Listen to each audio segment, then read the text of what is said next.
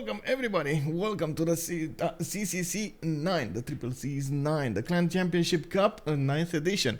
We do have Potato with us in the studio, and we're gonna talk with him in just a few minutes. But I did want to say, of course, hello there, everybody. Bonjour, Raioțiun. Welcome, sir. We got Star Spanky in the house. Bună ziua, domnule. Bună ziua. Abraham Zero. Good evening, sir, and welcome. Good afternoon, sir, and welcome. Haley K. Hello, hello, sir, and welcome to the stream. Of course, for everybody that just joined, we are in the Civilization 6 Olympics.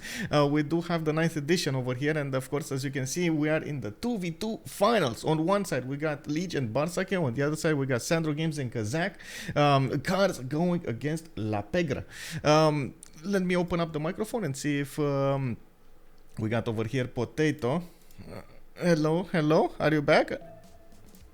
I am just getting my stream ready. How's it going, buddy?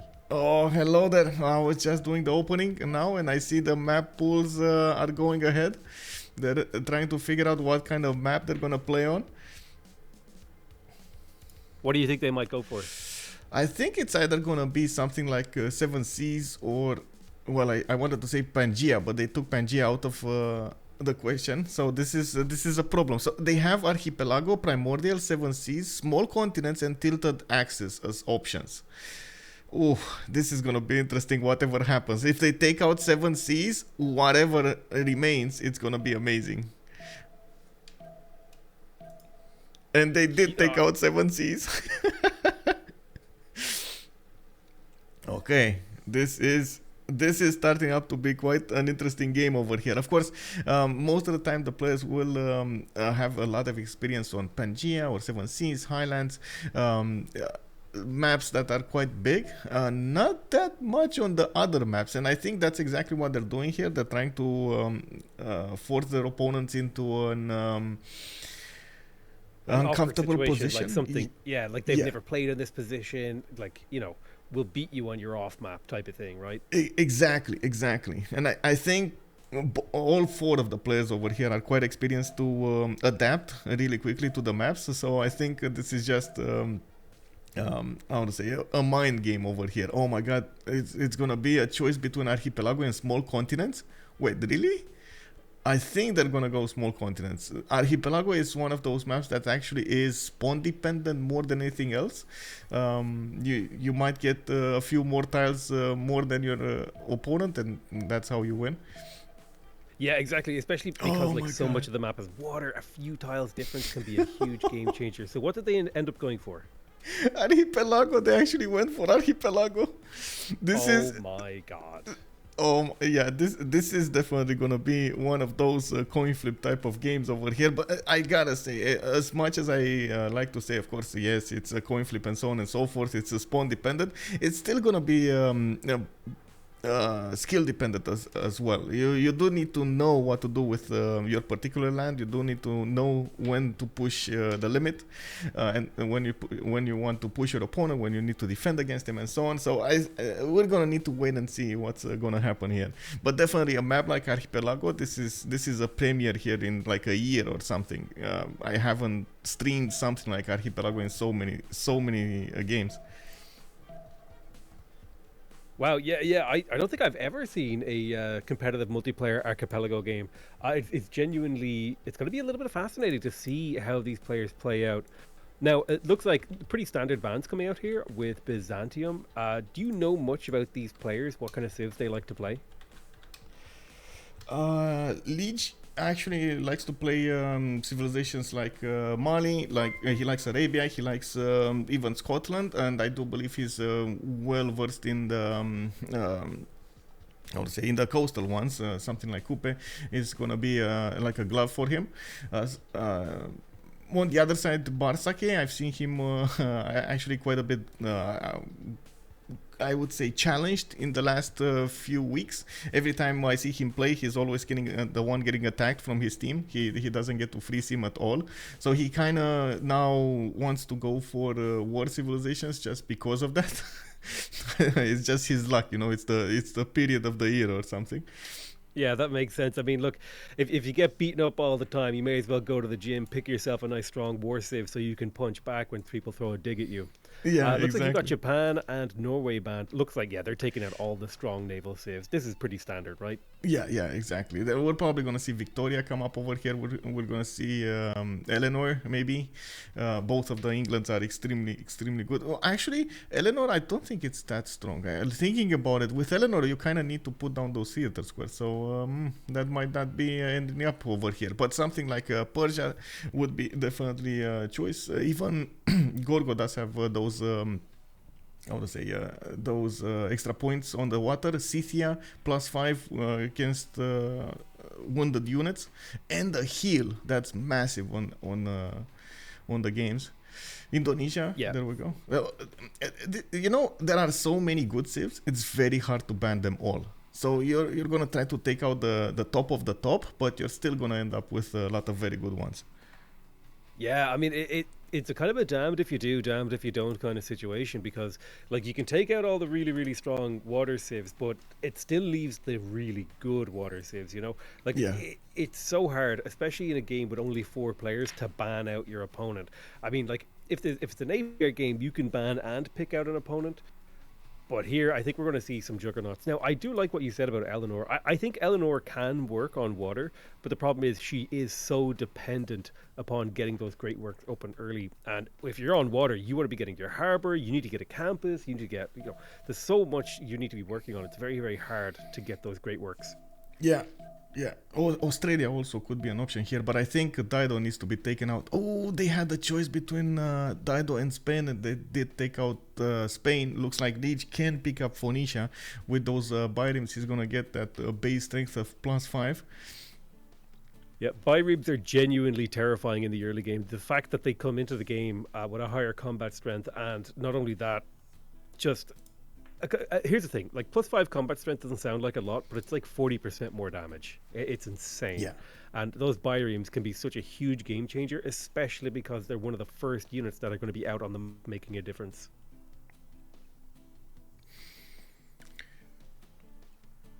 It definitely looks like it's a challenge for Liege to pick something. He is. I'm not so sure they actually did any kind of training on Archipelago or even played it in such a long time. So yeah, there we go. They picked up Dido. So it's I think a new my frontier for them. curiosity, I think if I was putting myself in Liege's shoes, I was thinking, be obvious here. It's more so what's going to be our second pick and what are we going to do depending on what they pick. So maybe just running down the clock there to have a discussion with his teammate Bartsake. Yeah, Is it Bartsake or Bartsake? Bartsake. I thought Bartsake. initially it's Bartsake, but yeah, his viewers told me otherwise, and I was like, okay, it is what it is. It is what it is. Now, we have a Dido. This is pretty expected. What do you think you're going to see the follow-up picks here for Sandro Games and Kayak? There's Victoria, the very, very Victoria. obvious, straightforward Victoria pick. Yep, that's what we were expecting in some capacity. Victoria incredibly strong on the water. She has that Royal Navy dockyard half-price harbours, just like Dido has half-price harbours. Not necessarily incredibly powerful otherwise, I would say, on the ocean. I mean, you do get the... what is it you get from building the Royal Navy? It's like a free unit and stuff? Yeah, free unit on your own continent. The highest tier naval unit you have. And then on another continent you get a free melee unit. I think Kazakh will either go for Australia or Rome. Those would be my two choices here. There's the Australia. Australia incredibly powerful for that +3 housing in coastal cities. Yeah, that extra bonus that you get on your science districts, on your campuses, it will matter so much here. It will give you the timing. If you can get a campus next to a single reef with breathtaking appeal, that's a +5 adjacency campus. It's really disgustingly powerful. And Portugal is picked finally for Bartsake. Portugal. Oh my god, we haven't seen Portugal in quite some time. It got nerfed a little bit. Portugal doesn't get all of the double yields on its trade routes anymore. It only gets for the gold. Yeah, well, 50%. That seems like an appropriate nerf to me because goddamn, those trade routes were insane. It still can do a lot of gold. It still can have a very good timing when it comes to the caravels. Those nows are amazing because they get the free promotion. But we do need to see how they're gonna get used here, and if he's gonna get there, because that's another thing. The map you is might not have a that really big. strong civ, but like if Dido comes back, or if anyone comes for you, you know, Yeah, it's very hard to escape. you've seen yesterday. Varus took out their opponent before he even got to medieval era units. Like, You're not impis. wrong. Yeah. He got absolutely destroyed. Like, I mean, apparently the best way to deal with the Zulu is to kill them before they get impies. Portugal, by the way, they have received some changes. They no longer get +1 trade route for every civ of the game. They get +1 trade route every era. Yeah. And there's a few other small changes to them. But I think generally most of these civilizations...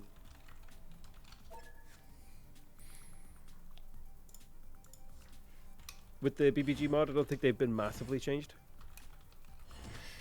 Sorry, on Portugal, I was writing them something. On the other civs or on Portugal? Sorry, I got. Yeah, I don't think otherwise. The civs are basically the way they were, right? They haven't been massively changed. So Dido doesn't get all of its amazing production on naval units. Now it only has 25%, and I believe also the heal doesn't pop off. You know how Dido would heal in its territory.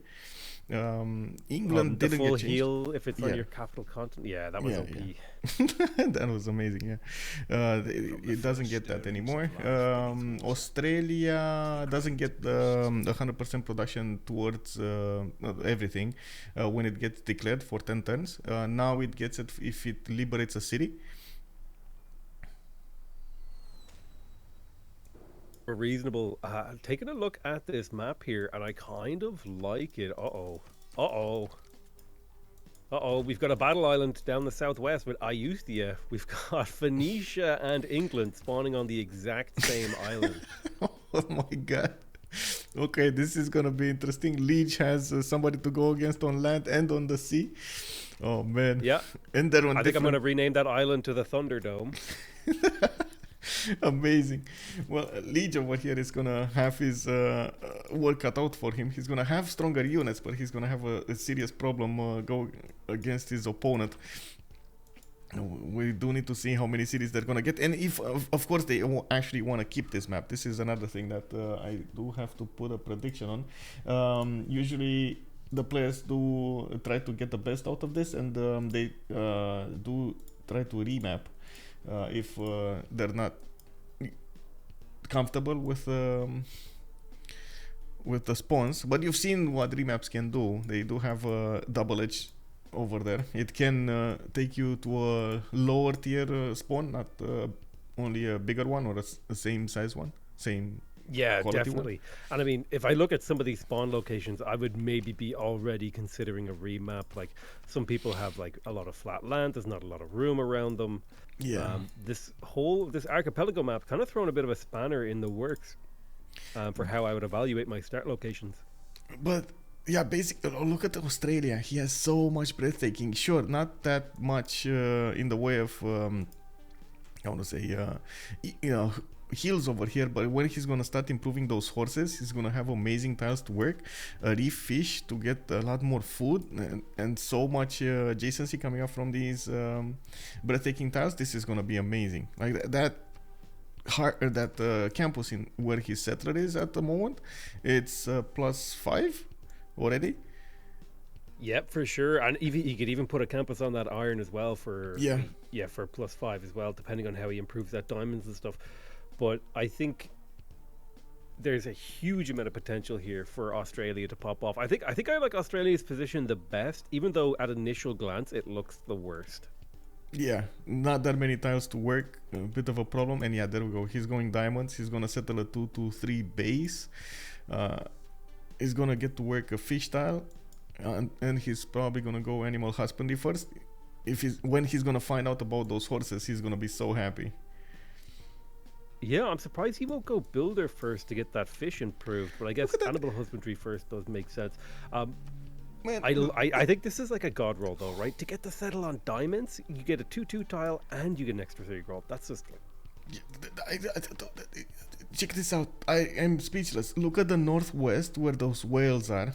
2 geothermal fissures, breathtaking tile, and a mountain. Oh my sweet Jesus Christ! That is 2, 4, That's an 5, 8. That is a +8 campus right out the gate without any modifications right here. That is an absurd location. Yeah, like who needs libraries when you have a +8 in your just city? This is amazing. This is so strong for him. He has a city state to kill also, Buenos Aires. This is unbelievable actually.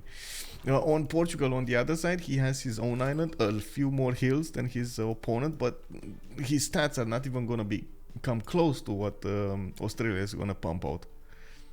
No, I mean his campus quality is just going to be, a tier or two below. I mean, he has okay campuses. He does have reefs on the coastline that will give him that +2, but it's nowhere near the.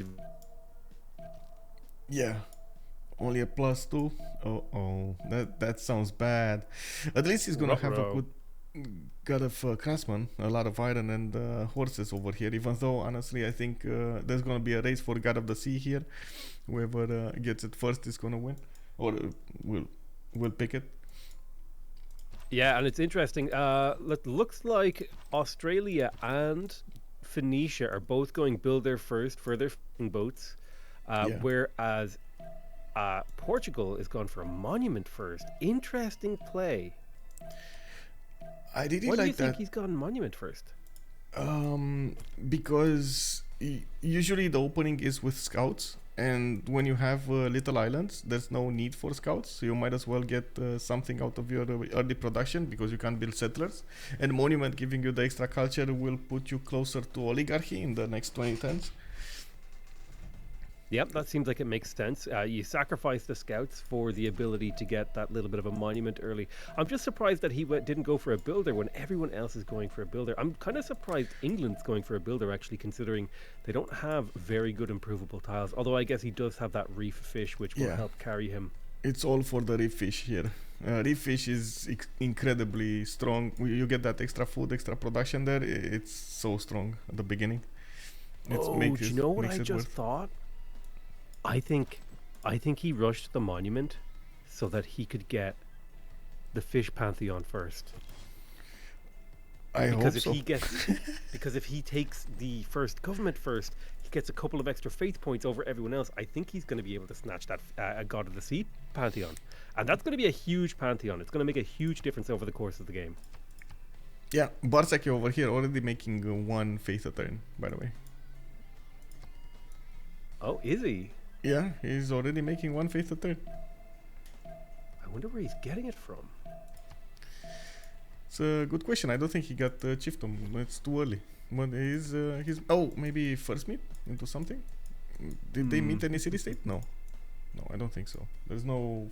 There is a faith city state Candy, but that's too far away for him. Bart's sake, reveal your secrets. Where are you getting this faith from? We got a settler coming up in 6, and I do think God of the Sea here would be a godsend. He has 1, 2, 3, 4, 5 resources to work into improving his capital. A lot of expensive resources. They're all third ring, except one. Quite the problem. Yeah, third ring resources can be a bit of a pain to get to. He does at least have his monument, so his borders will grow, so he might only have to buy the tier 3 tiles. But he'll be raking in the gold as Portugal, so he won't find that to be too expensive, especially. Yeah. There is I think there's a bug on the map here. Liege and Barsaki both have 1 point in Vilnius, and Vilnius is not even in the game. It's I think it was deleted. Yeah. It is what it is. I don't even know where is Vilnius. There's no Vilnius. There's a Caguana and there's a Nayuthaya. There's no Vilnius. But anyway, they did meet each other on land, England with Phoenicia. So we'll see if they want to go here. I see the Phoenicia did also have a +4, possibly +5 campus in the capital. He was quite good when it comes to the science. London had a +3. So I guess quite a few of them, except Portugal, would have had a lot of good campuses. The harbors would also, of course, matter so much, but nothing compares to Australia.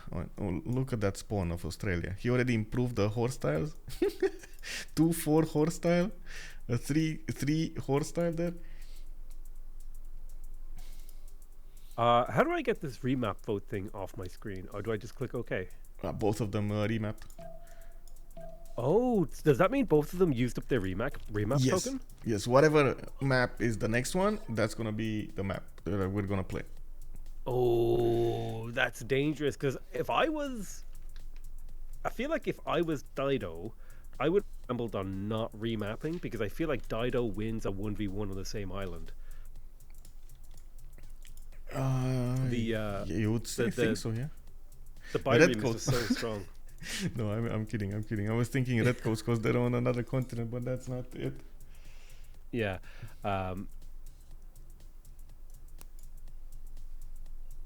Anyway, we'll see them initiate a remap here, and I need to figure this out. One remap. There we go. Also, welcome everybody. For anybody that joined later, we do have, now, we do have the 2v2 finals coming up from the Clan Championship Cup Edition 9. And this is going to be between Team Cards, or I should say Clan Cards, and La Pegre.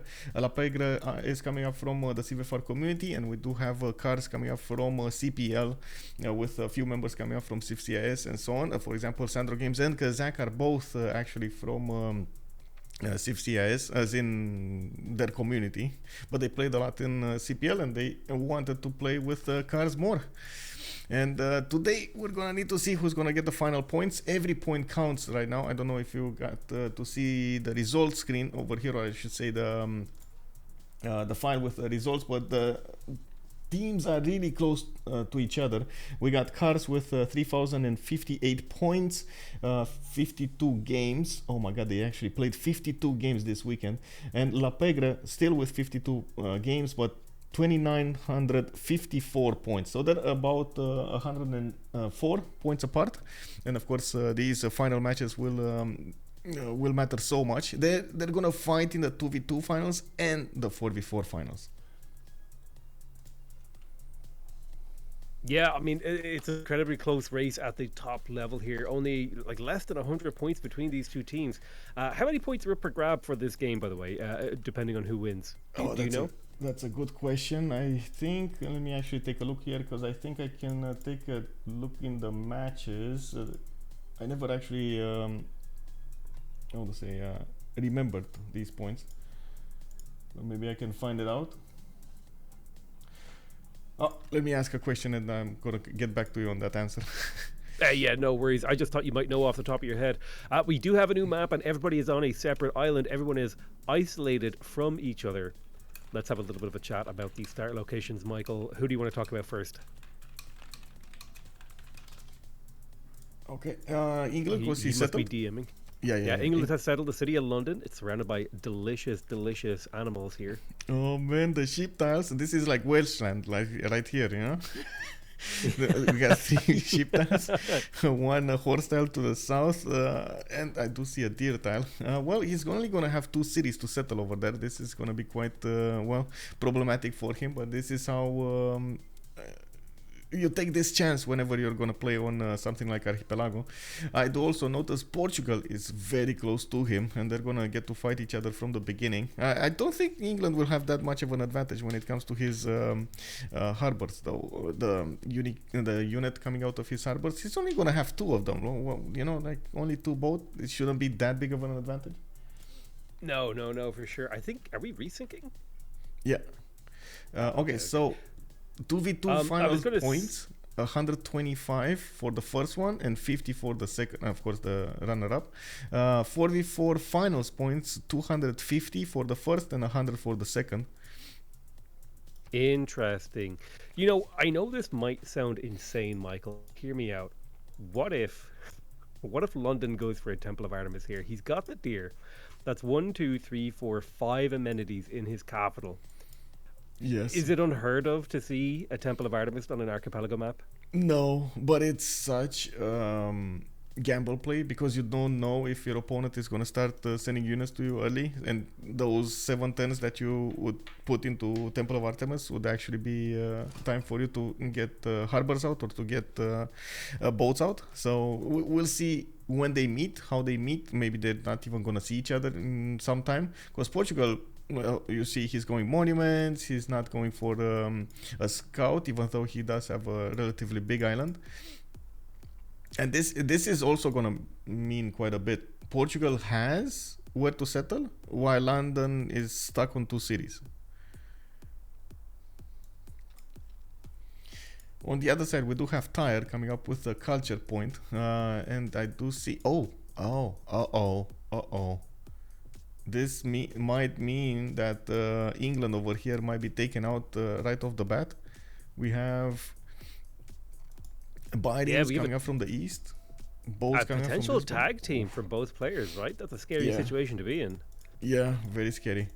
Liege also going for builder first. He's going to get to improve his sheep tiles, maybe some horses as well. I don't see him having reef fish, so it is what it is. He doesn't want to go monuments. Interesting. He would be so fast on oligarchy if he went monuments with that extra culture. Yeah, for sure. I'm surprised. Like last game, Portugal went monument first, but this game he's going builder first.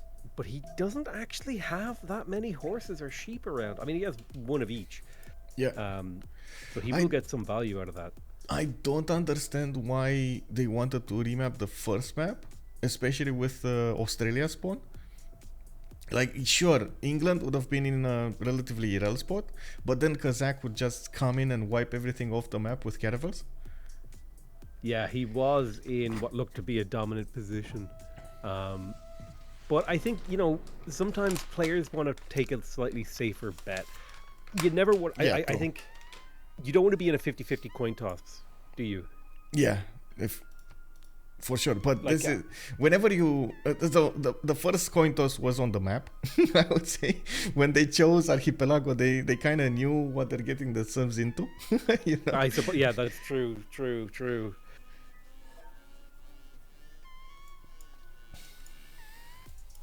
I mean, technically, should Victoria not get a technical remap because she can't settle 2 cities before shipbuilding?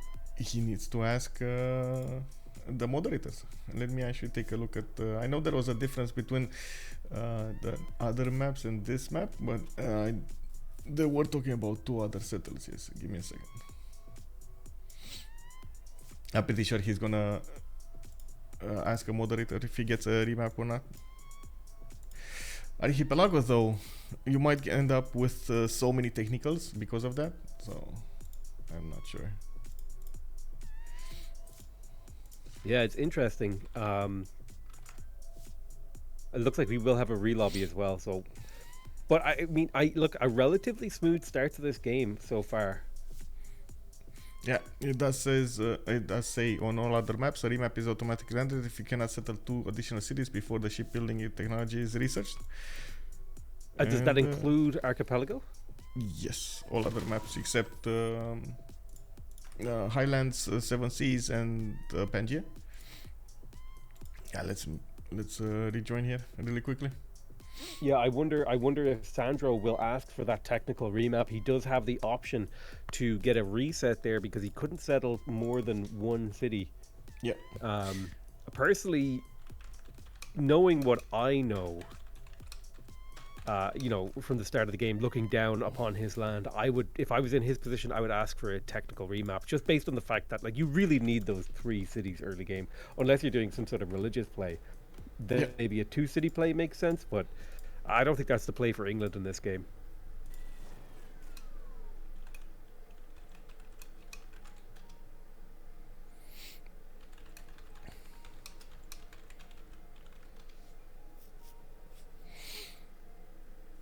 The thing is, the players kind of need to ask. We as observers can only inform the moderators, but at the end of the game, it's the player's choice if they want to keep the map or not.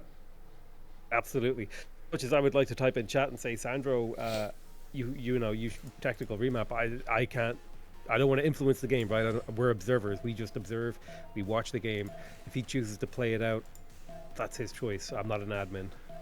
Yeah, maybe don't. Yeah. Chat over here is already calling it this for a remap, so we get a better game going, a lot more balance. Well, I definitely understand this. Of course, you wanna see a long-term battle. You don't want to see someone taken off because they can only settle one more city and that's it. Yeah, well, I mean, this is what you talked about at the start of the game, is that this archipelago map, it can be a bit of a coin flip, coin toss. I mean, like, if you look at the land that each player has, I mean, London, England, has like a tiny little island. Portugal has an absolutely massive island with city-states on it. Dido, tiny little island. And then you've got Australia in what might actually be one of Australia's fifth islands. I mean, if you just look at the appeal map mode, there are so many incredible incredible campus locations. Yeah, I'm just giving the screenshot to mods. FC means Firaxis crash, I believe. Yes.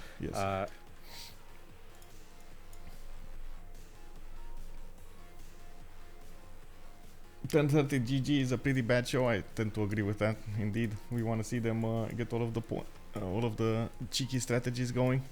I'd see Canberra actually doesn't have that bad of a spawn this time either. He does have Reef Fish there, a +5 campus in the capital, with quite a few cities to settle, but not nearly as good as the last one. Like, nothing's gonna beat +8 campus.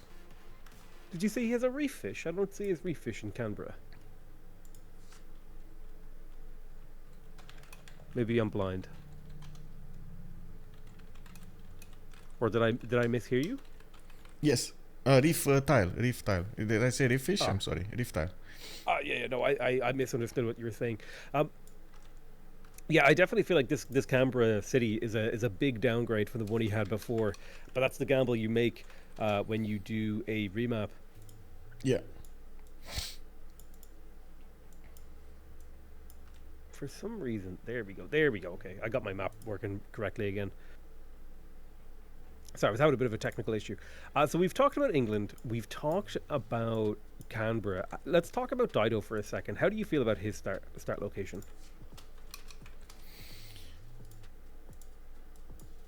On Dido?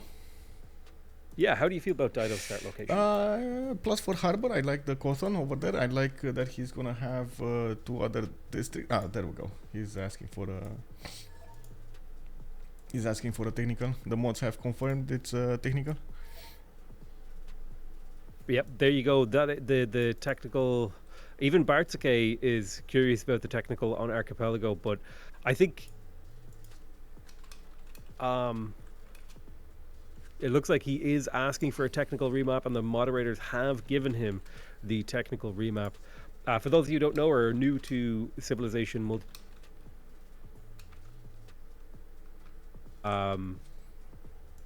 if you can't settle more than 3 cities, you get a technical remap, which allows you to 3 cities before you get shipbuilding, you're allowed to remap, which just lets you reset the map. Let me give you the full text. Give me a second. There we go. Yeah, no worries. That's the full text.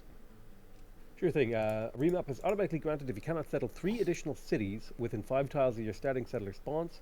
And I believe...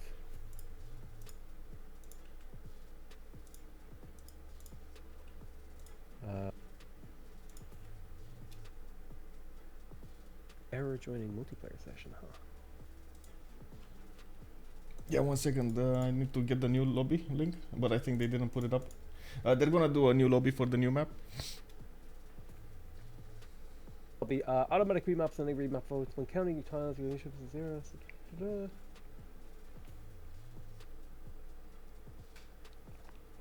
For active placement is considered an automatic remap. Okay, there we go. Got the new link.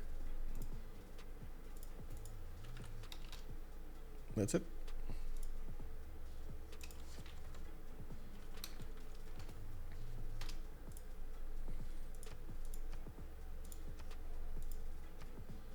Oh, wow.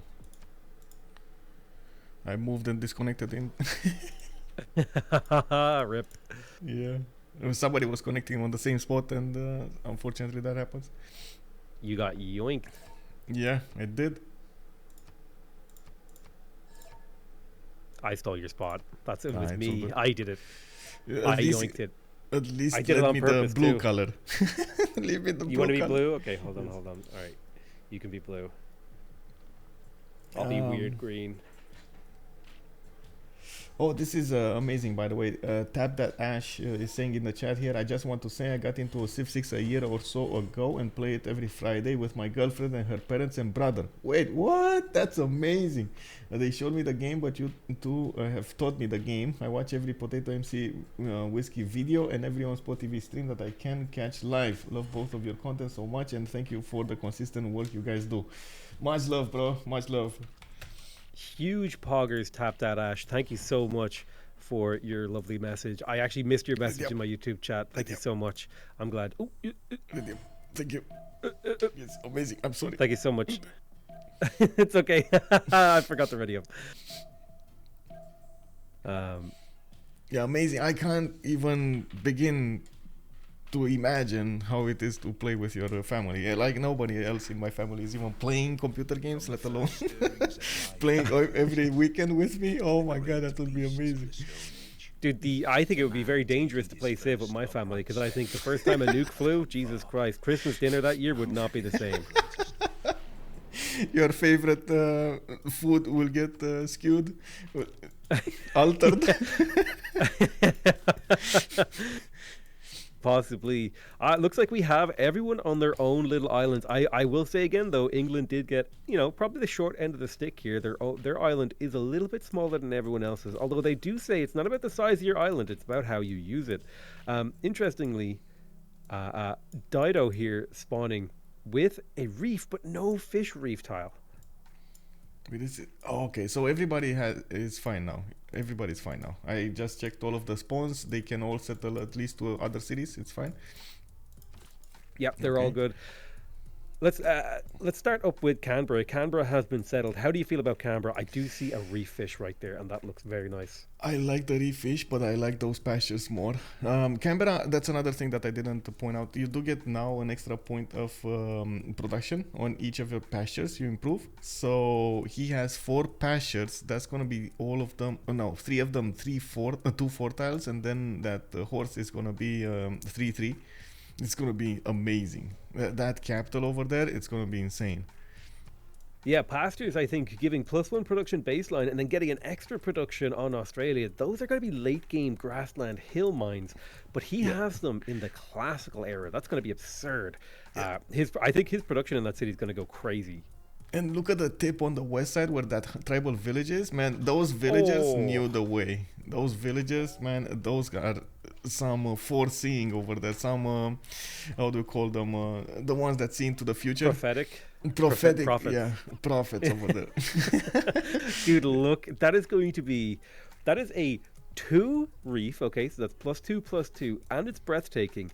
That is going to be a +7 campus on that thing, and he can settle a 2/2 base tile with 3, hopefully God of the Sea Pantheon turtles. Dude, that city is going to make a disgusting amount of science. Insane. Yes, that is amazing. Of course, this island is actually all quite amazing over here. We'll see how many cities he's going to settle. We'll see what the timings will be. He's not that close to anybody that... Oh, wait, I say that and then I see Phoenicia. Okay, there we go. So Phoenicia might come and tickle him a little bit. And I think God of the Sea... You say tickle, but Byrene smashing into your cities on turn 20 doesn't feel like you're being tickled. The production, though, the production is still going to be on Canberra. He's going to want boats like there's no tomorrow there. Phoenicia, though, look at the settle on the dice tile. He's gonna give up on the freshwater. He's gonna settle the faith. He's gonna get the faster Pantheon here. Yeah, but I do like the faster Pantheon, guaranteeing potentially that God of the Sea. And also, we do have to talk about, this is a very defensive bay, right? Only 1 tile for boats to attack the city, and he's going to be starting with a luxury. It's a little bit light on production, but how do you like this start, Michael? of Phoenicia. I think that's good. That's good. A decent island to develop his cities in. He has quite a few smaller islands around him. I like the food in the second city. That those 3-2 bananas are going to be amazing. 2-2 base with 3-2 bananas plus 3 cotton as well. Not bad. I think Phoenicia over here can definitely in the mid game take advantage of his spamming of settlers, and we're gonna see him settle quite a few cities. He has coastal trade routes with Lisbon as well to the east side. That's gonna be so much gold between them. Yeah, for sure. Those coastal trade routes are going to be incredibly important to defend as well. A single galley could slip in there and start blowing them up. But if they can keep that alive, that will be a lot of gold for both of those players. Yeah, and I do have to point out both Australia and both of the teams can actually trade coastally, and I'm pretty sure it's gonna be a contested area. They do need to defend their economic area on the seas, because otherwise they're not gonna get the gold for the caravels and everything else. Yep. Trade routes are probably going to be one of the most important parts of this game. They just generate so much gold. And look, someone just gifted you 5 subs, poggers. Oh, thank you so much for the 5 gifted. Thank you, sir. Oh my God, we got quite a few new ones. Thank you. That's hype. I hope you have a hype train, buddy. Builders now coming out. We're working on settlers. I see, I believe Portugal's builder is already out. He must have gotten a really fast start to have that builder out already. Yeah, Portugal Barsake here might have even popped that from a hut, but might have even popped that from a hut. I don't know what he built. Did he build a monument here first? No, he didn't. Okay, so I guess it is a builder first. Oh my God, he also has dice tiles. How is the luck on La Pegre? This is in the stars over here. So much luck on them. Both of their openings are with extra faith. They're gonna get the first 2 pantheons. How is this real life? That's insane. I mean, look, La Pegre here making me feel Pegre, because they are cranking out that faith and they're going to get their pantheons first. Pantheons first, Michael, that has to feel like it's a really big advantage to get them first, right? Especially on this map, when every little small advantage can make such a big difference. Usually on the bigger maps, you can mitigate that with more cities, or you get like different type of bonuses and so on. But on this map, every little bit of extra production you can get, extra food you can get, or a pantheon early can make the difference between life or death. Yeah, I mean... So, God of the Sea is an obvious pantheon for this map. Are there any other pantheons that we would be... My chat is saying open sky for Australia, and I tend to agree with 4 extra, or even 5, 6 extra culture. It would be quite good over here for Canberra to benefit from. God of War and Plunder is easy peasy to think so. Maybe we're gonna see something like God of Craftsman if they do have a lot of strategic resources. I was looking at London here, but he only has 2 of them. Usually London does tend to spawn next to a lot of those, so it was. Yeah, I'm surprised that they actually only have 1 horse on England's island. Yeah. We need to put. Let's see. Does anybody know what La Pegre means? I know I read it like 2 days ago, but I totally forgot. So let me actually take a look here. The underworld, I believe it means. It means the underworld. The underworld? Like Hades, or, you know. Oh my God. Okay, yeah, it does. It does. Oh my God. It's the ATAC. It's the surname for the Italian mafia. I see. I see how it is. Well, what can I say? The dark zone over here coming up from the French community. Oh, I see. When it says underworld, they mean like criminal underworld. Okay. Yeah. Also, Paul is pointing out Liege opening with a builder to improve salt is interesting, because he's scared of lower amenities, because he's probably gonna go very high in population. That's what he thinks, but he doesn't have that much housing. Well, I guess we'll see. Interesting. Well, he's gonna get some extra amenities soon. Let's take a look at England here. England does have the continent Pangaea, and unfortunately no little islands to settle for another continent unless we take into account the Volin city. That is gonna be a good city for him, easy city to take out. Has Sugar settled to the north, has 610 settled from London, and I do see he's gonna have at least a +3 campus in the capital with a +3 harbor. He's going south for the second settle. He's probably gonna try to settle the niter tile over there. Yeah, interesting that he's going south for the second settle. That's not where I would have gone. What do you think he's thinking heading down that way? I think it's the extra science from the turtle tiles. He's like I said, every little bit of bonus is just incredible on this map. So that extra science, it's gold.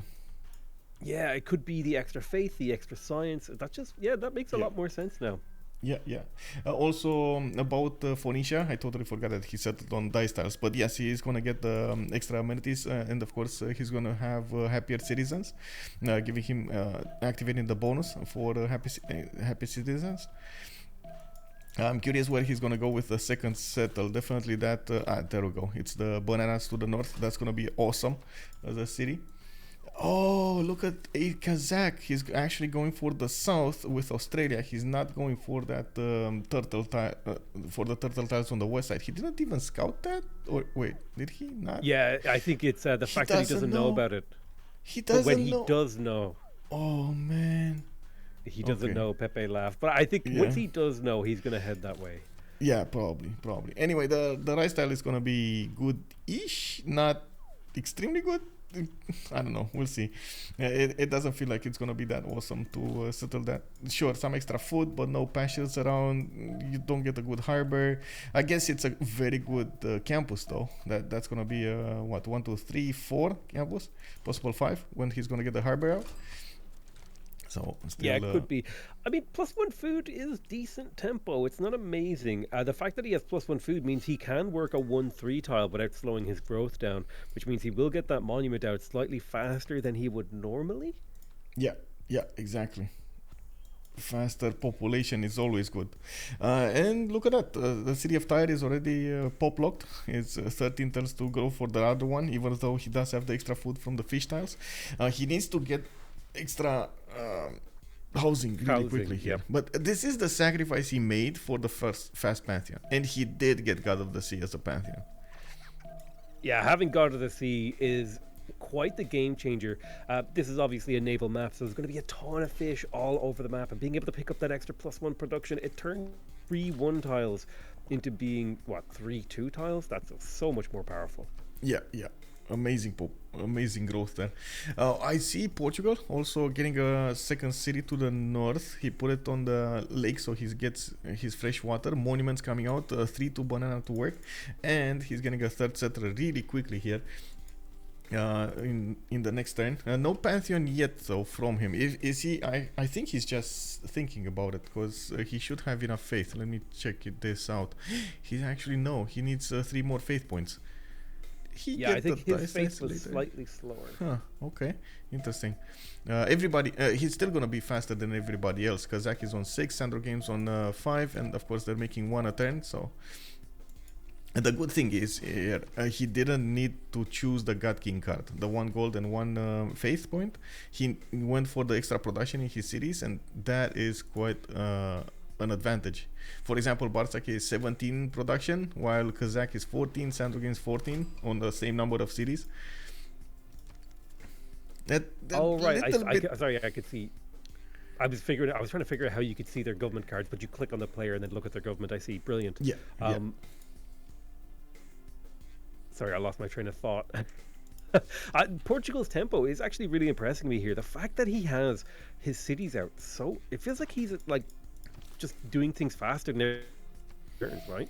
Well, he did get that builder fast, and he did improve the sheep tile with the fish improved. You see the 4-2-1 there. That's basically a spice tile. He got such a fast population growth. Even if he pumped 2 cities out, he still has 3 pop, and now he's getting more of these. Did he just pop?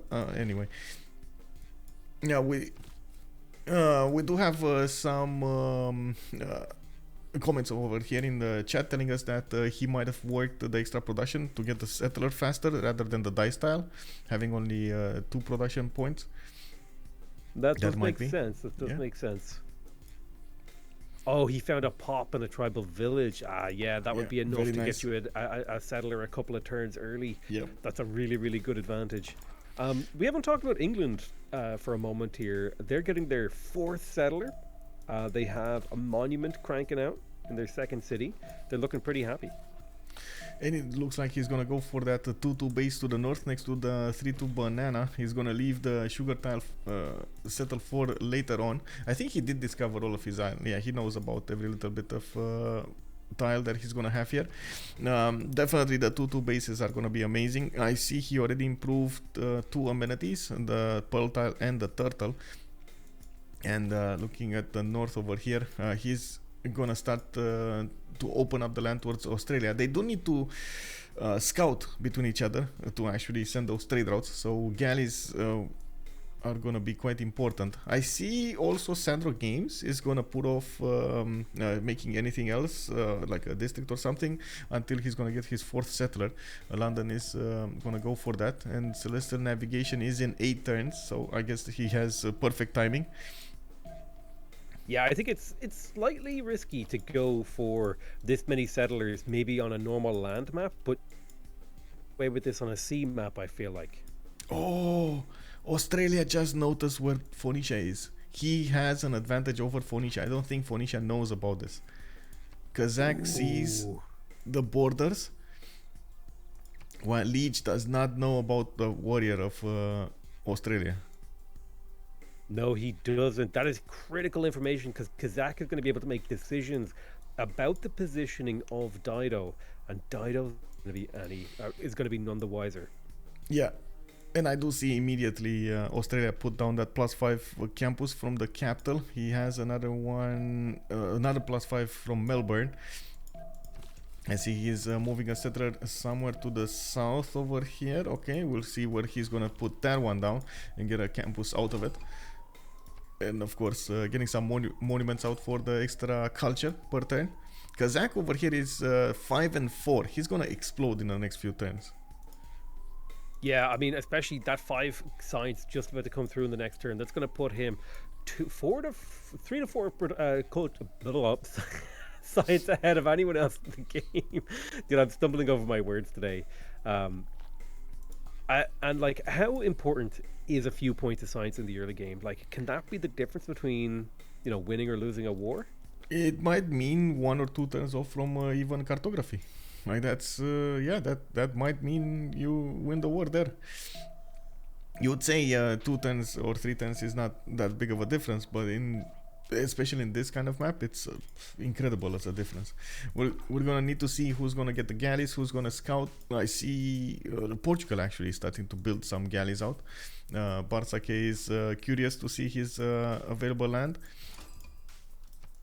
Interesting thing about Bartsake that I want to point out as well, he did go for the city patron goddess pantheon, wanting to get those harbors up nice and early, and weirdly enough, he settled the city of Faro inland rather than on the coastline. That is true. I am a bit surprised about this. I guess he's still gonna get the harbor on the west side, but really surprising position here. He went also for city patron goddess, not god of war and plunder. And another important fact here to take into account is they're gonna contest those admirals. And the good thing is there are a lot of admirals. The bad thing is a lot of them will want them, so they're gonna make a lot of projects for them. The caravels bonuses for the animals that give bonuses to the caravels are the most craved ones here. The ones that for sure. If you can get a +3 combat strength advantage on your caravels, that could make or break a war. It could be a huge game changer. Yeah, if you get the +3 and another +5 from another admiral, that is, or the Armada one, scary. Santa Cruz. There are so many good admirals, and this is, of course, there we go. England actually went for God of War and Plunder. Really surprising. I'm actually quite curious why he went City Patron Goddess over here over God of War and Plunder. Because England might actually just run away with so many points. We'll see. Projects are gonna probably be the main the main resource of points here for Portugal, and I think even Dido will have the same problem. Yeah, I mean, like letting England get God of War and Plunder, giving them +1 Admiral point from their harbours. They do keep in mind that England already gets an additional Great Admiral point from their harbour. So from a single harbour with a lighthouse, they're going to be getting 4 Great Admiral points. That's going to make it very hard to compete with them. We do have that settler coming up from London. I see traders starting to pop off from Sheffield, and we do have some calls over here to see the era score points. We got 8 more turns to go until the next age, and we got Sandro Games on 11 points out of 19. Kazakh is 10 points. Barsake is on 11. Liege is on 14. I don't think Liege actually built a biorim. No. But he did meet England on the west side. He has a builder scouting, and you see they're watching each other over there on that tiny island. Ooh. Do you see what I see? Do you see Kazakh's galley moseying its way towards It's Dido? coming. Yeah. And that God of the Sea it does feel like it's a little bit underused here. I guess you didn't want to spend the gold. Can a single galley kill a city? I mean, if you're caught out of position, yeah. And this is they're getting caught out of position actually. Wait a second, they don't have gold to buy a warrior.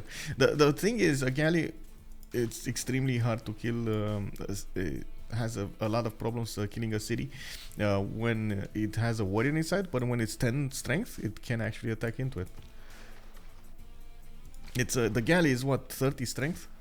Yeah, 30 strength. Yeah, I mean, 30 strength is a little bit scary, although we do see bireams coming out. We're not going to see a city snipe here, I think those bireams are going to be strong enough. I think Dido just plugged in the 100% production towards ancient and classical era naval units. Is this the moment where Dido turns on the war machine and tries to kill someone early? I would assume no, but so he's still these going to bireams are just for map control then. Ideally, when you do get when you're in such of a position, you do want to get your garrison defense strength a little bit higher, just for these to mitigate these galley attacks, possible galley attacks. On the other hand, on Dido, you still need your Cothons. You want to prepare for the next era, and I think everybody now is actually scrambling to get the era score points. That might have been why Australia got the galley in the first place. He just wanted the extra 2 era score points coming up from building a galley, building a boat. Now, that makes sense. How are they gonna actually manage to get those points? That's another matter, because at the moment I see Sandro Games, for example, has Royal Navy dockyards in production. He's gonna 2 them. You see 1 turn in London, 2 turns in Bristol, 2 turns in Sheffield. Very, very quick harbors. That's gonna put him on 16 out of 19, and he still needs more points. Celestial navigation did get discovered.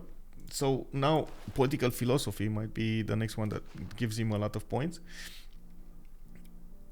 Well, that might be a problem. I'm not sure about. I'm just thinking to myself, because it's a naval game, you tend not to research things like the Great Bath or the pyramids or the Temple of Artemis. So you don't have access to those early game wonders that can get you that extra 4 era score you need to get a golden age. Where are these guys going to get these era score points from? That's a good question. That's what I was trying to find out myself. Maybe a city-state, although I don't see them putting points or money in them. Usually you do want to put money. I'm not even sure they did discover them. I see campus research projects coming up from Australia, so I guess he's going to get at least another point from a scientist. Now we still have 5 more turns, so let's see what he's going to do. He's 15 science, 11 culture. He might pop political philosophy. He needs to meet those 3 city-states, right, for the boost? Oh, yes, he does. He's not going to get it in time unless he meets those city-states. 2 bireams out in the ocean as well right now.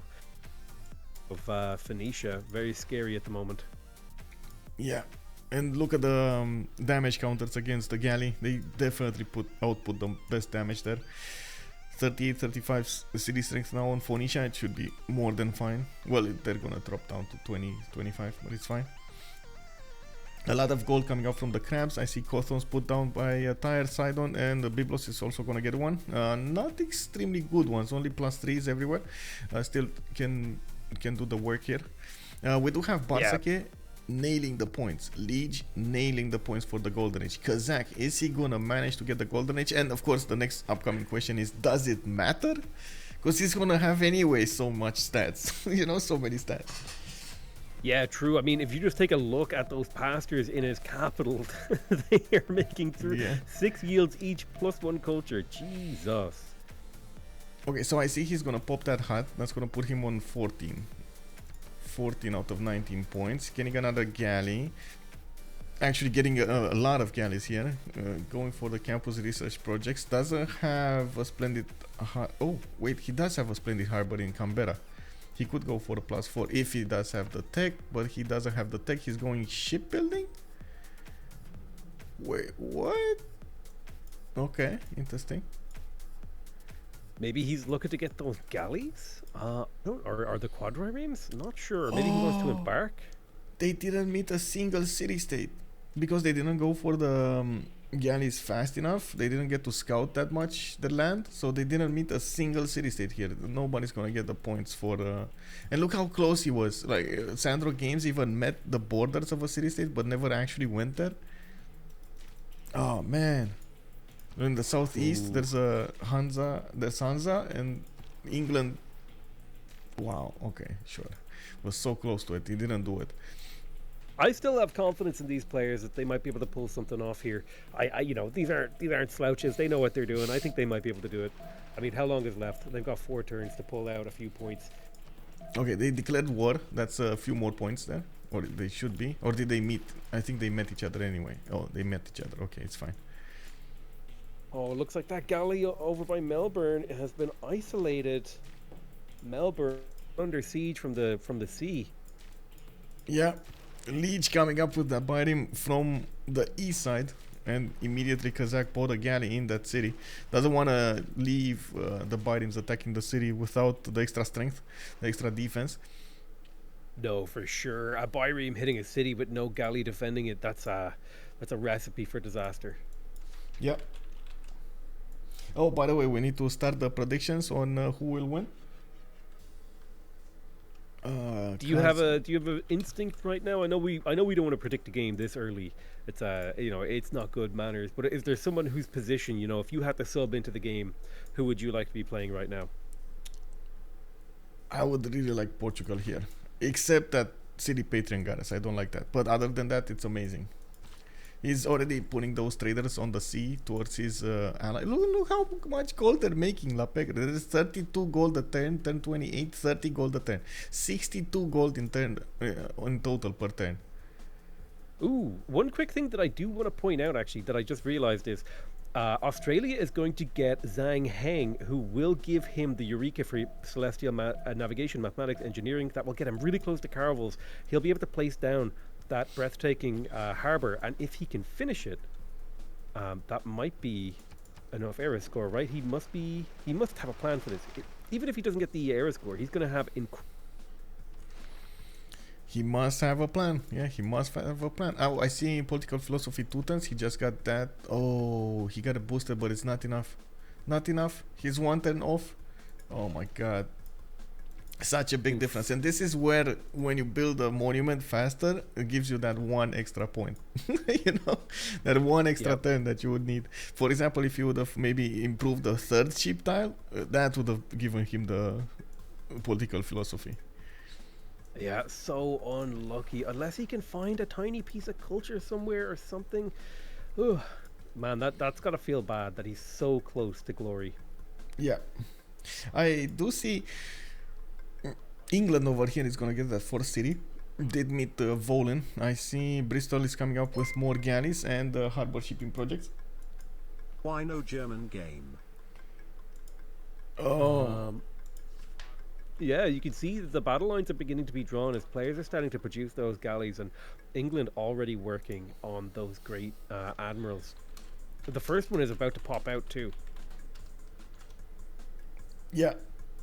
I got one of my viewers asking me why didn't I stream the German games. I think we did stream through the Ironmans, German players. It was just Mama Leto, for example, but it was just not in the schedules, I guess. I'm sorry.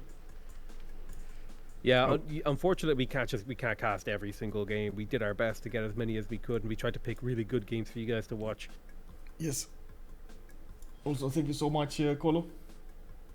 Oh, Mama Leto is saying that he is not on Civ Germany anymore. He went for HOK. He doesn't want to be with the Germans. Oh no. Come on, bro. Galapagos first meet? Oh, did they? Yeah, they did. It was Australia that did get it. 16. No, he's still on 16 out of 19. Sandro Games did manage to get the 19 out of 19. Oh my god. Yeah. 110. Yeah, this is not happening. This is painful. Missing out on it's not pen, brush, and voice they go for. It's free inquiry, right? For that harbor adjacency science. That's what they is that what they normally go for here? Depends. The main problem is, can you get the big question is that you need to answer is, can you get the gold for the caravels to be upgraded without the card, without mercenary card? If you cannot, if the answer is if you cannot, that you cannot, you need to go for pen, brush, and voice and try to get the science otherwise. So here, for example, Australia, it's much better off going for pen, brush, and voice. Then, because he has like insane campuses and he needs the gold, he's on -3 gold a turn already. Yeah, -3 gold is not good actually, especially considering that the enemy team has a combined 100 gold per turn. Are they already trading across the ocean? They are. Look at those trade routes cranking out the cash.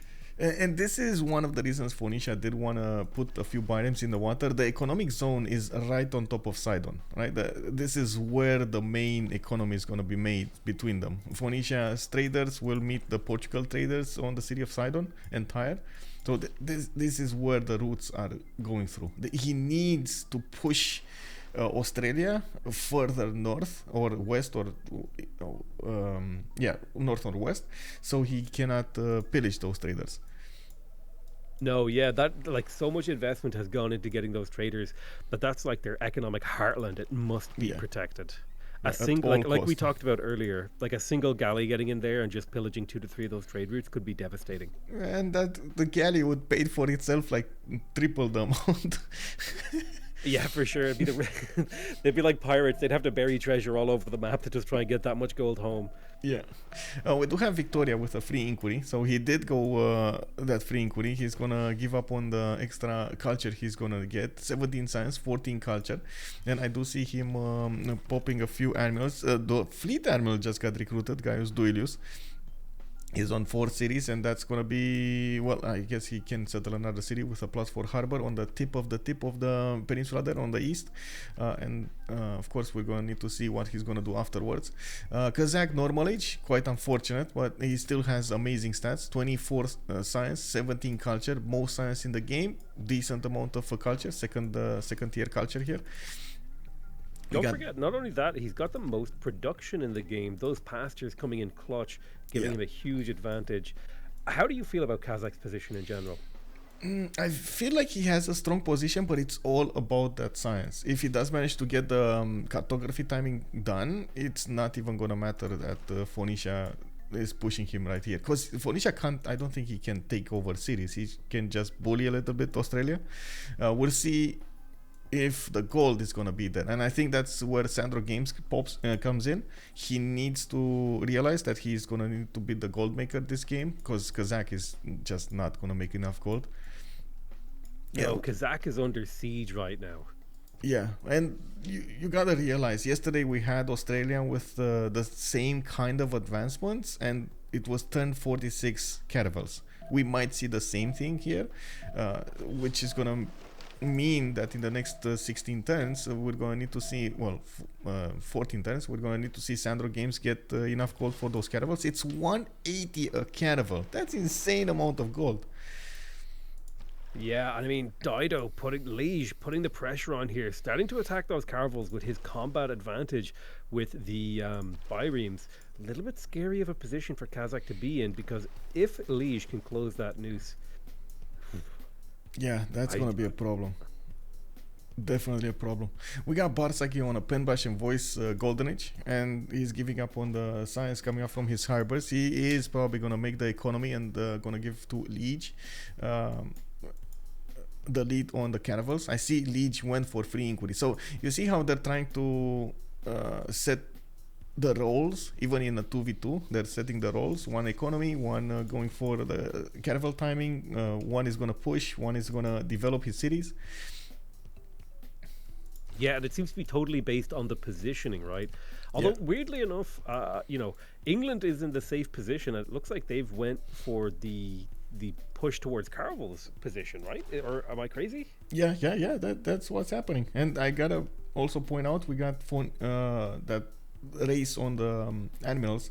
Phoenicia's making 3 aggregate admiral points a turn. Portugal 3. We got England on 6, and then. Of course, we're gonna need to see when Australia is gonna get his admirals out. He's just barely building his harbor. Yeah, I mean, great admirals. They don't, great admirals don't give any benefits to galleys, do they?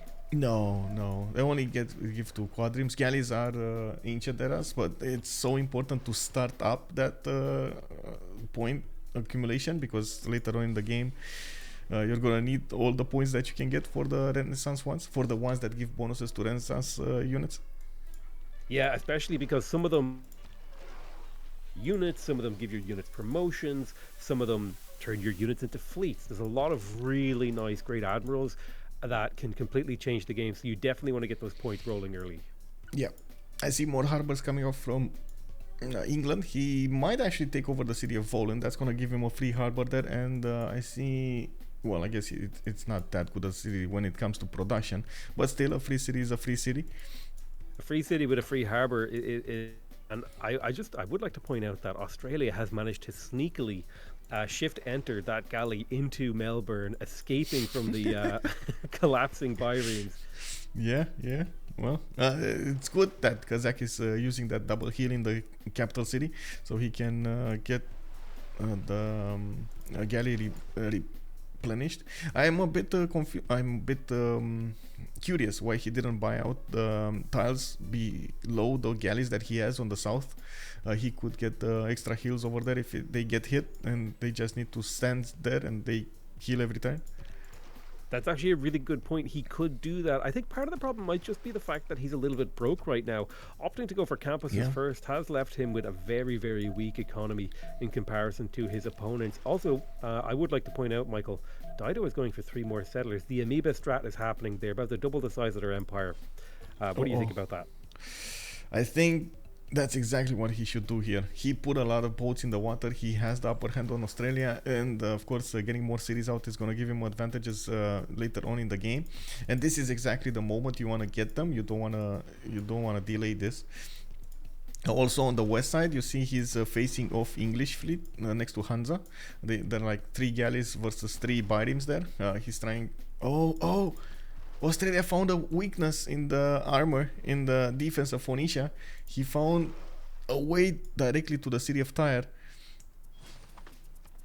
He did? Oh, could this be a pillage? There could be a pillage potential here on this harbor. And even pillaging those fishing boats. Oh, Settler snipe! Oh no! Oh no! That settler's in range. He could capture that if he spots it. If he that's a big one. If he spots it, and of course, if Phoenicia doesn't fast move, the settler of Phoenicia does have extra movement, right? It's 4 movement on the water, while Australia does have 4 movement on the galley. If that settler first moves, it's gonna get out of there. Oh man! Imagine if he stole that settler. Imagine if he blew up those fishing boats. Imagine if he blew up that harbor. I think we could see Liege smash his keyboard in rage. Yeah. We got a question here. Why is Portugal on 9 science? It's because of pen brush and voice. Barsake is going for the economy here, putting down lighthouses. I see multiple harbors coming out. More cities, also 1, 2 more settlers are coming out from him. Yeah, for sure. He's going to be the bank happening? for his ally this game. He's going to be feeding They're him not gold moving. constantly. They're not moving. Okay, there we go. It was Leech that moved first. Okay, there we go. Man, if Kazakh was on buttons over there, wow. Okay. It is what it That is. was, dude. That settler will never know how close to death he came. Yeah. Well, he's gonna find out from the replay how close he was. Absolutely. God, I really wish. I know that sounds awful to wish misfortune upon one of the players, but I kind of wish we'd seen a settler steal because my God, they're so exciting to witness. I know, and they're so impactful on the game. But like you said, you can't really wish for that, right? It is what it is. You kind of get to see it, or you don't. It is what it is. Yeah, for sure. For sure. I do notice English galleys did start to fight the Phoenician boats, and it looks like one of the galleys got killed, while Phoenicia still has his 3 galleys out and about. England is starting to acquire more admirals. He got Artemisia and Gaius Duilius earlier, and now it looks like he's going for the 3rd one, the Hanno the Navigator. Hanno the Navigator, does that create a naval melee unit? Does Yes. that work once you have caravels? Yes, it does, and you should wait for caravels. That's huge. Having a 7 movement caravel for free, that could be a very dangerous ability. Oh, Kazakh moving in. He's gonna go directly on the city of Tyre. Not gonna wait for anything else, and he's gonna get to pillage the Kathan. There we go. 56 gold yoinked away, and that Kothon, that is a big play. Yeah, the fact that he's not gonna let the city of Tyre produce units anymore, that's gonna be massive. He's just gonna get that one bite him and can't take out the galley immediately. He's gonna need to reposition his boats. And look at that, Kazakh is also pushing back Leech from the north. And this is, I gotta point out, this is because of Leech's production towards settlers. He took a risk building more cities rather than putting more boats. But that's still gonna help him out in the next part of the game. It just needs to get Kothons out and build more units as soon as possible. Defend his economic zone. I just hope he realizes that the north of Sidon, it needs to be the heartland. It needs to be the most protected zone. Yeah, I mean, it feels like Liege started to push in and close the noose around Australia, and Australia has burst out. A lot of ships being exchanged. And it does kind of feel like you're saying here, it does feel like Dido has a window of vulnerability. It's just, I wonder if Australia is going to know where to punch. Where is the soft and tender part that they need to cut open to get to those juicy traders? Exactly. And this is, if they do manage to do that, I think that's exactly their way back into the game. Because Kazakh, 41 science, 20 culture, definitely is going to get to cartography faster than anybody else in the game. His only weakness is he's not going to get the gold. And of course, they do need to keep as much gold as possible from now to upgrade at least a few. Like, even if they upgrade like 3 caravels, it's still going to be massive. And there we go. Australia is starting to lose a bit. They did try to attack into a Phoenician, bite him, but then we do see Phoenicia getting some more boats there. One other point here was made. He could see, Leech could see that boat. He should have 4 sight on the sea with the settler. Which was surprising. If he could see the boat, how did he not first move, I guess? Yeah, I'm not sure. It is what it is. It is what it is. But I think... What? Etemenanki? Where? It's Portugal. Portugal getting Etemenanki in the Pingala city in Faro. Interesting decision. Yeah. I mean, I don't see a huge amount of floodplains here, but it's enough to make Etemenanki useful. Is this for Aeroscore, or is he actually just thinking, I need science? Well, he definitely needs science. He's on 11. He's getting multiple campuses out, and he's going to try to come back into this. The nows are amazing if you do manage to get them fast enough. The problem is, the key there is fast enough. I'm not sure what he's going to do here. We'll see.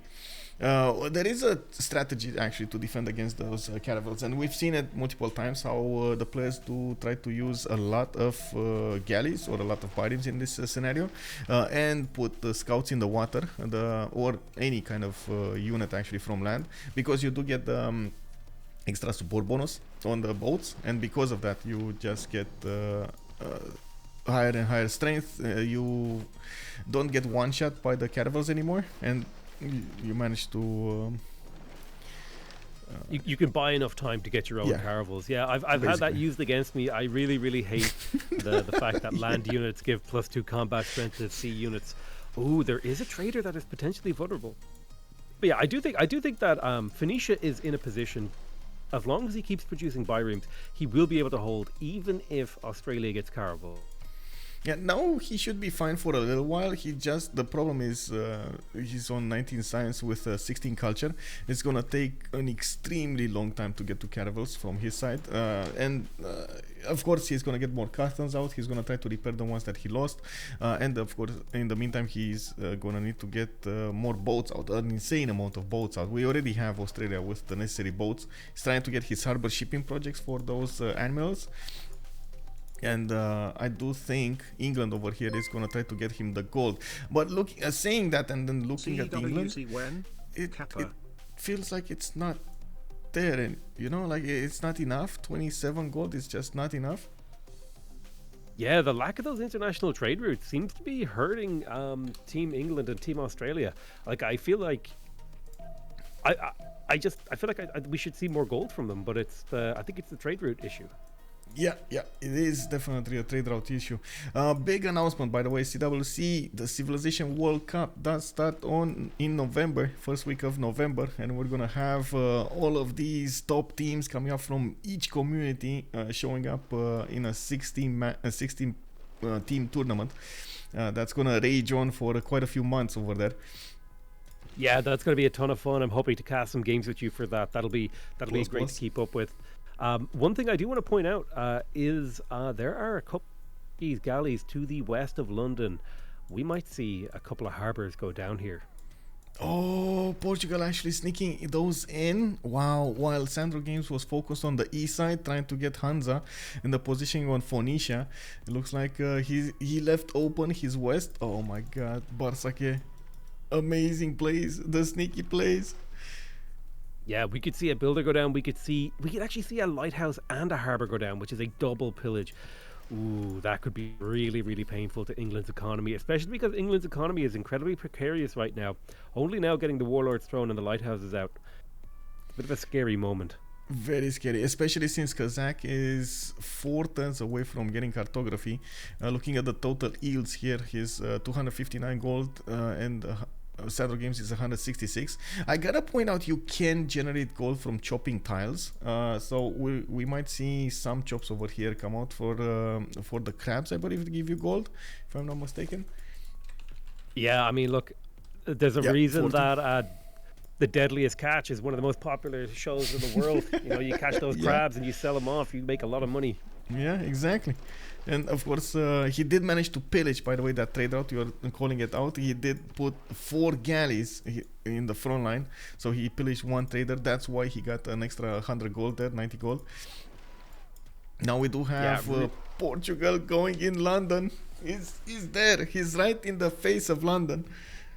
Yep, he has sniped that builder with that 1 charge left. Oh, man. Although England did manage to notice before they finished their lighthouse, so they will be able to get galleys out to respond to this. Yeah, still the harbor is going to go down. That's a little less gold for the Sandro Games to make every turn. Yeah, and don't forget, this also lets England know that you can't just send units to the east. England is going to have to start building galleys and send them to the west to defend against this. Indeed, I do have to point out Phoenicia here actually has quite a bit of a problem. He has a lot more cities, but he needs to realize that now it's the time to put biremes in production from each of them. Because if he's not going to do that, he might actually be overwhelmed. Like defending against England and defending against Australia, that's going to get his caravel soon. I don't think that's going to be an easy defense here. It's a bit too much. Yeah, especially because all of Dido's cities are very, very spread apart, and Australia is only 3 turns away from cartography. That's a pretty Yeah. scary place to be, isn't it? Very scary. He's getting harbor shipping another project for that admiral. If he does manage to get the next one, that's Himerios. It is gonna be giving him Renaissance bonuses, so his caravels will have an extra +5 and extra movement. And Yeah, I mean, go ahead. while you look at the technology tree, Liege is on 3 turns buttress. He not only needs buttress, he also needs cartography to go there. That's a lot of time. Yeah, it's going to take... I mean, he's going to have to survive probably 5 to 10 turns with biremes against caravels. Is that feasible? Is he going to be able to do it? Especially since, there is a galley that has snuck through. It is in the gap. Oh, did he pillage another one? Oh my god, he pillaged another one. That's painful. Oh my god, that is right. That is the caravel right there. That's half of a caravel right there for Australia. Yeah, it's huge. Every single one of those traders that he picks up gets him another caravel, and that could be the caravel that breaks the Dido's back. I was wondering how did they manage to get 368 gold and 295. Now he has what, 4 caravels worth of gold, almost 4 caravels worth of gold. Yep, that is just and it's got to be really frustrating from Liege's perspective, because he probably knows that normally Australia doesn't have a lot of gold in this position, considering how much he's gone into science. But then you accidentally hand him gold from your trade routes. It's got to feel difficult and painful. Yeah, there was a good point over here made. The biremes usually should put a defense on the traders, but it looks like it only works on his traders. It doesn't work on Portugal traders. It doesn't work on whose traders? Sorry, on Portugal traders. And Portugal just buys out traders like there's no tomorrow here. he's back. He lost one, he bought another one. It's just whatever, man. Wow, okay. 173 gold a 10 from Barsake. I do have to point out Barsake did get to 34 science and 43 culture. He did manage to get that at Temenanki, and with good tiles to work. He does have... Yeah, he just needs to buy up those other 2 tiles to really start to get that Edamananki working for him. Yeah, the main issue here, he only has 4 cities, and he's going to need to get a lot of boats out in the water, so he can save his body here, Phoenicia. While Phoenicia, I'm not sure why he's building an audience chamber from Tyre. I think at this point it's caravels or bust, so I think going for units would be the way to go here. He's getting units from all other cities. I guess he knows this is defense or bust here. I think maybe Liege wants the governor title from his building, and the extra growth could help him out as well. That might be what he's thinking there. My god, there's an absolute swarm of English ships bearing down on Sebarton. And next turn we got Kazakh with cartography. That's gonna be turn 44 cartography. That's faster than we've seen in the previous days. Yeah, that's actually insane, because the Australia we saw before, that was in a 4v4 teamer where he can have assistance.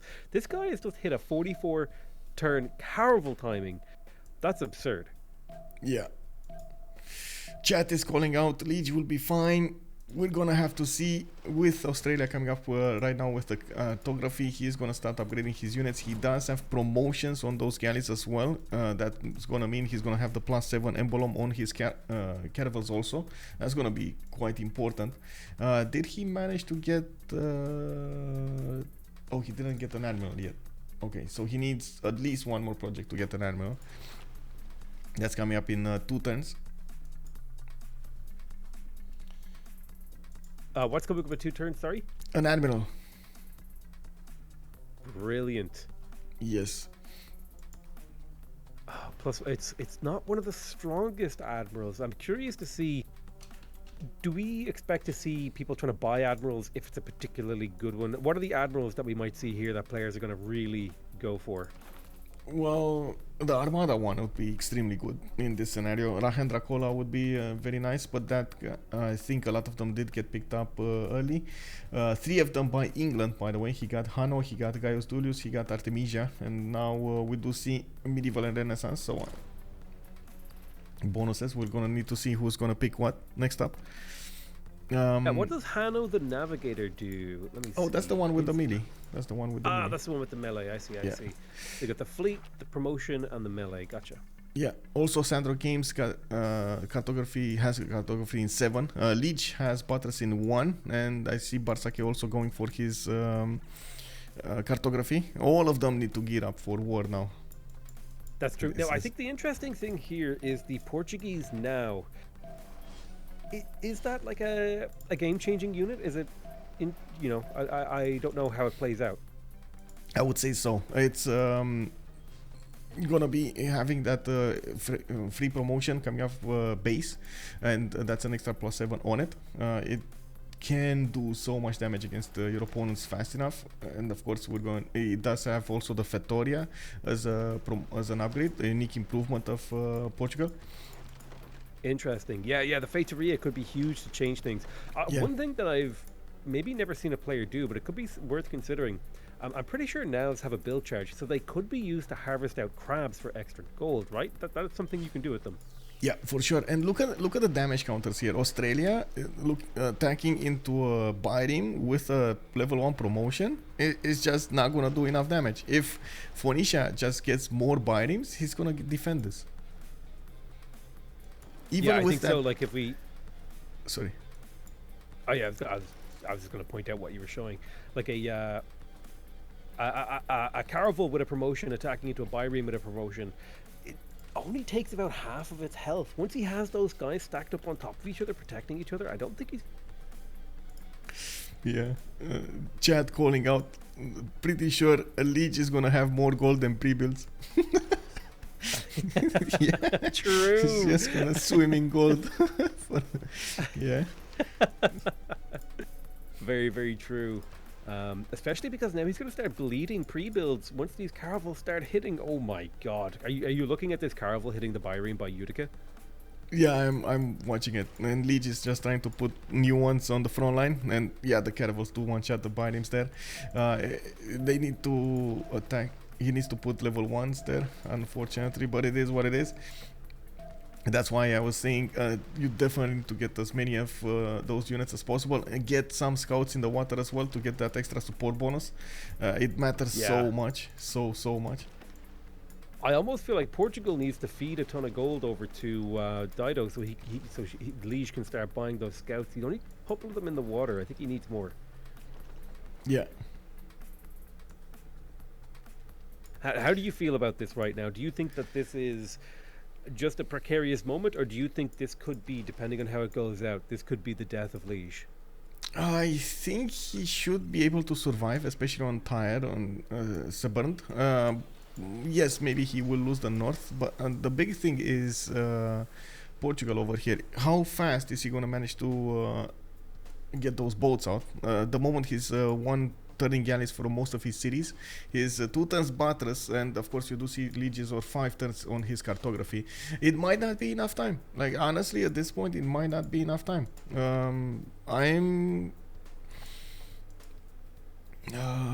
I'm thinking also England did amazingly well to put the pressure on Phoenicia on the west side, so he couldn't have enough boats in the north. Chat was pointing out also that going 6 cities wide for Phoenicia is a bit too greedy, is a bit too much. Staying on 4 and 5, getting units out instead of building those settlers would have been a much better choice here. But I feel like he made a reasonable choice, because that's kind of how you want to play Dido. It was just the timing was really, really scary, because he stopped producing units just as Australia started pushing back, and it just kind of didn't quite work out for him. Yeah, and this is the gamble sometimes you make in the games. It's very hard to know beforehand what's going to happen, and if the gamble pays off, you're going to get a lot of bonus points on you. If it doesn't, well, it is what it is. Yeah, for sure. And you know, Australia has impressed me a lot here, considering he didn't get a golden age. didn't even go for harbors first, and yet somehow managed to defend against biremes and is now pushing with caravels. I think that just really goes to show you how strong a player Kazakh is. The fact that he missed something as a golden age and is still in a position to put massive pressure on his opponents with an insane economy, right? I think he has, well, he no longer has the biggest economy in the game, but he definitely still has the biggest science in the game. Yeah. Australia over here is insane when it comes to the science. He did get Hypatia first. He's gonna get he's gonna get free library. What I see from Barsake here is he's a bit too late on his boats, on the nows. Nows will probably change the dynamic of this. I do like the fact that more and more biremes are coming out from the cities of Phoenicia, and it looks like at least in the captain, next to his captain, he's keeping this in check at least for a little while. Now he's buying out the scouts from his cities, trying to get that extra support bonus on his boats as well. The Australian units cannot one-shot them anymore, and this is going to slow down this significantly.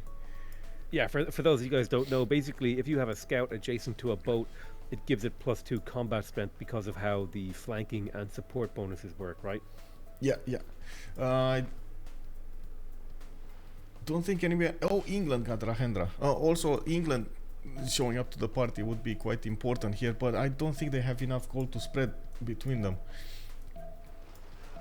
I guess England is gonna have a caravel fleet though. He's gonna get a free caravel with Hanno, and then he's gonna improve it in a fleet with Gaius Duilius. That's gonna be massive. Yeah, that's gonna be a terrifying fleet. Although England doesn't have that many units, right? They're pretty light on units right now, especially in comparison to Dido. Yeah, they got pillaged quite a bit, and this is all on Kazakh here. He's putting as much gold as he possibly can on Kazakh. Also, I do want to point out another thing here. This is basically what Australia could build. It's quite problematic for him to get new boats in the water before he's gonna get Merchant Republic, because he's just gonna not have the production to do so. Yeah, I mean, walls in Utica. He chopped the stone tile and got walls in Utica. Ooh, that is huge. I mean, caravels will still break the city over enough turns, but that's going to add, what, maybe 2, 3, 4 turns to that city's life? Yeah. Well, why is he not... Oh, the caravel attacked and the trader could move. Kick W. It is what it is. The poor trader there, just sitting underneath that caravel. I love the idea of there's like the massive sea battle going on. There's ships getting blown up. People are shooting cannons at each other, and then there's like a little merchant guy with a ship full of gold just sailing by, being like, "Hey, don't mind me, guys. I'm just a trader." Yeah, exactly. Smile and wave, boys. Smile and wave. We got quite a few boats coming up from Lisbon, Porto, Faro. He's getting 3 boats a turn. Actually, 4 boats almost a turn. I see Braga also from the north starting to put galleys in production. We do have 3 turns cartography for Liege, while Barsake is 5 turns. So he needs somehow to survive the next 3 turns, and it should be fine. He should be fine to work this out, drag this out another 3 turns. Yeah, I mean, with the amount of gold that he has in his pocket, I think he's going to be able to cartography no problem. And then once he does, he might be able to, Uno reverse and start pushing. Because I mean, if you look at around Tyre, that is a terrifying fleet of biremes out there, like genuinely horrifying. These caravels, even the level 1 caravels cannot push through this. There's 12 support bonus on one single bireme. It's just insane. Yep. It's absurdity, and I think this mass settlement from Liege here, he is just producing so many biremes, and it's starting to look like a death ball. This massive boats. Yeah, I don't think I would choose to go up against Liege's fleet right here. I think I would. I'd be like, let's dodge that guy. Just build walls in all of my cities and hope he doesn't come a knocking. Yeah, we do have also La Pegre getting their civil service. Next turn, Liege is going to get the +5 from military alliance. And of course, we do need to see how he's going to get the boats out in Utica and Sidon. These are, I guess, the most problematic cities. I think they have this. Like looking at long term, there's no way Sidon and Utica will be taken over in the next 2 turns, and then Barsake is just gonna swoop in from the east and take back those cities if it comes to that. And look at Australia. Like there's no more. He's barely building harbors, getting his lighthouses out. How is he gonna get new boats in the water? Oh God, I actually don't know. I mean, like, look at his yields. He's down to 54 yields. Before he was the yield leader, but he's only on 3 cities, Michael. Yeah, 3 cities compared to Liege's 6 cities. Yeah, he made a sacrifice, and now we might see Liege's gamble pay off. More cities, the better. Yeah, this is what I always say. You want to tell if someone's a pro player? Just count how many cities they have. Yeah. Weirdly enough, Lisbon going for Stonehenge. Do you think this is just for era score, just to get through a golden age? There are 6 turns left. Yeah, there's 6 turns left on the era. Yeah, it's well, they do have. Well, Sandro Games actually. I don't think he's gonna get a golden age anyways. 28 out of 38. That's not even gonna put him close to a golden. He did manage to get Warlord's Throne. I do see he's getting a splendid campus in the capital. He's getting some more lighthouses for those traders, and their economic zone is safe, by the way. You see Brisbane and Bristol are trading with each other, and the main economic zone is through Galapagos Islands. This is I mean, it's safe for now, but what's going to happen when Liege gets those caravels? That is the biggest question. No, we'll see. Next turn is the moment of truth here. They do have 1,000 gold in the bank. What? 1,000 gold in the bank, even with buying out a lot of scouts, even with so many boats in the water, they still have 1,000 gold in the bank. I mean, really, I think it just comes down to that early trade. I really do feel like if England had been able to get that trade up with Australia just a little bit sooner, they would have had more gold. They would have had more caravels. This would have been a more devastating push. But I think just the lack of gold meant that there just wasn't enough caravels, and plus the have a push around Sidon and a push around Tyre, but I feel like this is a bit of divide and conquer going on here. Go ahead. A quick redesign of the economic zone. Portugal is going to put those traders towards Z's and Biblos. They're going to get less yields, but still good yields. And there we got it. There we have it. Caravels popping off from Phoenicia. He just got 3 of them upgraded. He's going to upgrade them to the west side, and he's going to try to hard build some more. This is going to go terrible here for both of them. England doesn't have any more units to play with. He did get a caravel, but unfortunately, again, the production is going to be a problem. Phoenicia's ability to get so many boats out is going to allow him to upgrade so many units with the economy of Barsake. Yeah, this is just... Oh, I can't help but feel that the unique naval units coming out here from these players... Yeah. Phoenicia and Portugal are just a little bit too difficult to deal with. If I'm Australia and England here, unless I can make something happen in the next 10-15 turns, I start getting worried for my prospects of this game. What? Australia moved in and pillaged that's the Gulf Plaza? Yeah, he double pillaged the Gulf Plaza of Phoenicia. Wow, okay, but with an archer. That is amazing. That's huge. I mean, think of all the culture he got, and he or the audience chamber. That's a huge amount of growth just ripped away from Dido. I love cheeky little plays like this. This is Archer is a hero. We need to rename him. Yeah, this is Legolas. Clearly. Definitely. Phoenicia is also pushing with a single biome to the southwest. A single caravel with multiple biomes next to him in the southwest. He does have a caravel from England to play against, and I do see Gaius Julius is over there. England might actually get the fleet out soon enough. Yeah, interesting. If we see that caravel fleet, that would be very scary to play against. One thing that might be worth mentioning here is that Liege is feeling very safe right now. He has decided to go for his lighthouses. He's looking for those trade routes. He's looking for that gold. Yeah, he's not even pushing out, by the way. He knows he saved his cities, so he's not looking to push into Australia's fleet. He knows Australia is going to have a big problem remaking his fleet. And of course, in the meantime, he needs to deal with England on the west side. He doesn't want to push anyone. He's gonna patiently wait for Barsake to get his own fleet out. And look at Barsake go. He is gonna try to get the Golden Age. He's 52 out of 58. Just needs 6 more points. He just got, or he's gonna get actually next turn Divine Right, and he's gonna get also Stonehenge from Lisbon.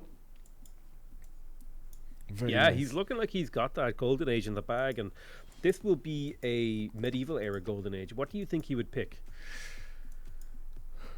That's a good question. I think he's this time he's just gonna go freeing. He got Theater Square from Faro. He has his monuments up. He doesn't need his culture that much anymore. Well, I guess Pen Brush and Voice would be a good thing also. I'm not sure. Like, both of them have pros and cons. For example, Pen Brush and Voice would give him closer to Merchant Republic, which is going to be massive. Getting the Press Scans card to keep on building units. On the other hand, getting to Ironclads would be also massive. So, a bit... it could go either way. I think it's mostly just down to his style. I don't think there is a correct answer. There are 2 good answers, though. England hard building caravels right now. I don't like this. This feels a little bit like desperation. Kazakh Archer is still alive. He just got a promotion. Oh man, Legolas here is just doing amazing work. God's work over here on the city of Tyre. He got out of there. Oh man. There is a slinger in the city of Tyre that was trying to kill him, but I think he's going to be getting away. There is a nice salt mine down to the south as well. Legolas, a hero, running around causing issues. The only thing we're missing is like a warrior to act as Gimli. Yeah. One other point that I would like to make here, of course, while you cannot hard build the caravels anymore, you can pre-build quadrims for those frigates, and it does look like Kazakh here is trying to go square rigging just as well as Sandro Games.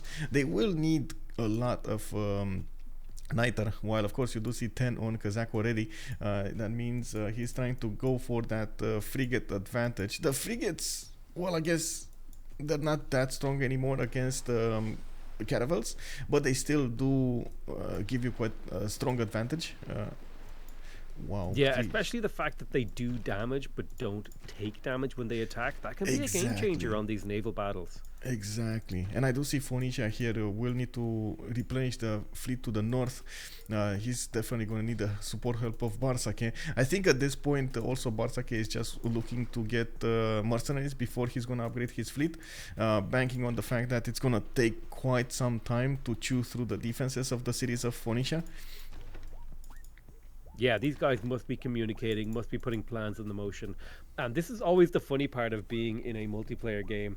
Your teammates always screaming, please help me, help me, help me, help me. And you're like, listen, just give me 5 more turns. I got to get mercenaries. I got to get this tech. I got to do this. My God. The famous, the famous tanks in 2. Yes, I know about that. Tanks in 2 turns, I promise. Okay, where are the tanks? Yeah. I'm coming, like, I'm coming, bro. Turns, Hold on. I promise. 10 turns later, you're dead. I'm coming, bro. I'm coming. I'm on my way, and you just roll into a smoldering wreck of your allies' former empire. Yeah. But you said tanks in 2. Yeah. I'm getting refining in 2. Yes. You know. Oh man, so many games. Back in the even now when you're talking teamers and everything is a bit. In the fog of war, when there was a problem and the teamers would have, the team would have just tried to make their opponent CC. They were always using these kinds of things, like these kinds of arguments, like I'm gonna have tanks in 5, I'm gonna be on our borders like in 7 turns. You're gonna die, bro. You're gonna die. You know? But that never actually happened because other issues, gold pre-builds or other stuff. That's what you always got to talk a big game, even if you can't play a big game. I'm sad to inform you, Michael. Legolas has been killed by a scout. No. The orcs found him. They found him. They killed him. They took his lembas bread. They took his fine elven cloak, and they took his skin too, and made a hat out of it. Well, now he's back into the Light City. What can I say?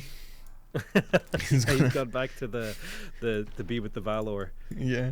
Naval are. I'm actually a bit surprised over here. Phoenicia now is starting to spread his boats around, and it doesn't look that big of a fleet as we thought initially.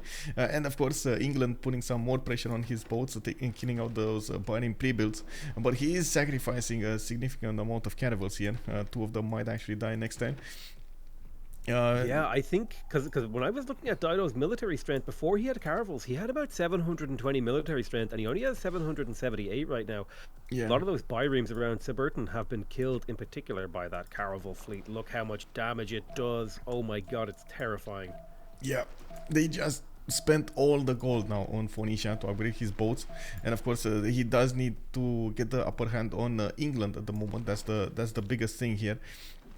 And while we do see England does manage to do some quick moves, he did lose one of his caravels. He's probably gonna try to stay alive with the other ones. And I do have to point out Barsak is making now enough gold to buy to upgrade the caravel one every turn. He's on 192 gold a turn, while Liege is on 58. That is 192 gold per turn. He could Yeah. he could almost buy a caravel every turn at that rate, right? He's getting close. Well, it's Like what, 500 gold 380? every 2 Yeah, turns? 500. Yeah. He's just waiting for mercenaries. 3 turns for mercenaries, and he's gonna get that. Man, he doesn't even have the boost for mercenaries. He's still gonna get there. It's fine. That is a Cartography next time. terrifying fleet that he has prepared, because if he saves up his gold, almost every single one of those galleys should be turned into a caravel within the first 2 turns of his awakening. Yeah. Wait, Favnir here is telling us that they took his skin and made a hat out of it. Where Legolas hat? I want Legolas hat. What is this? Hey, I listen, want the hat. you can't tell me if you caught an elf, you wouldn't turn him in. I would turn him into a hat 100% of the time. Yeah. We only have from Australia 4-5 more caravels coming up to the north of Sidon, and I do see they do definitely 100% need to buy a builder in Sidon to actually chop those walls out. It's taking an incredible amount of time to get ancient walls. 5 turns might be a bit too much. I'm not so sure Kazakh is actually gonna keep on attacking into this or just pillage the tiles. The cotton over there looks extremely juicy. Yeah, I mean, look, all of those pillageable resources look amazing. Like, there's... Yeah, I so feel many like of this them. caravel here from Kazakh sitting on that Kothon, he's just waiting for the right moment to rip it up. There it is, 79 gold, yoinked away. Easy peasy. And attacked into the city. That's 4 turns and 3 turns and that city's gone. I was not expecting that much damage on Sidon. Where's the builder? They need to get it out this turn or else that city's broken.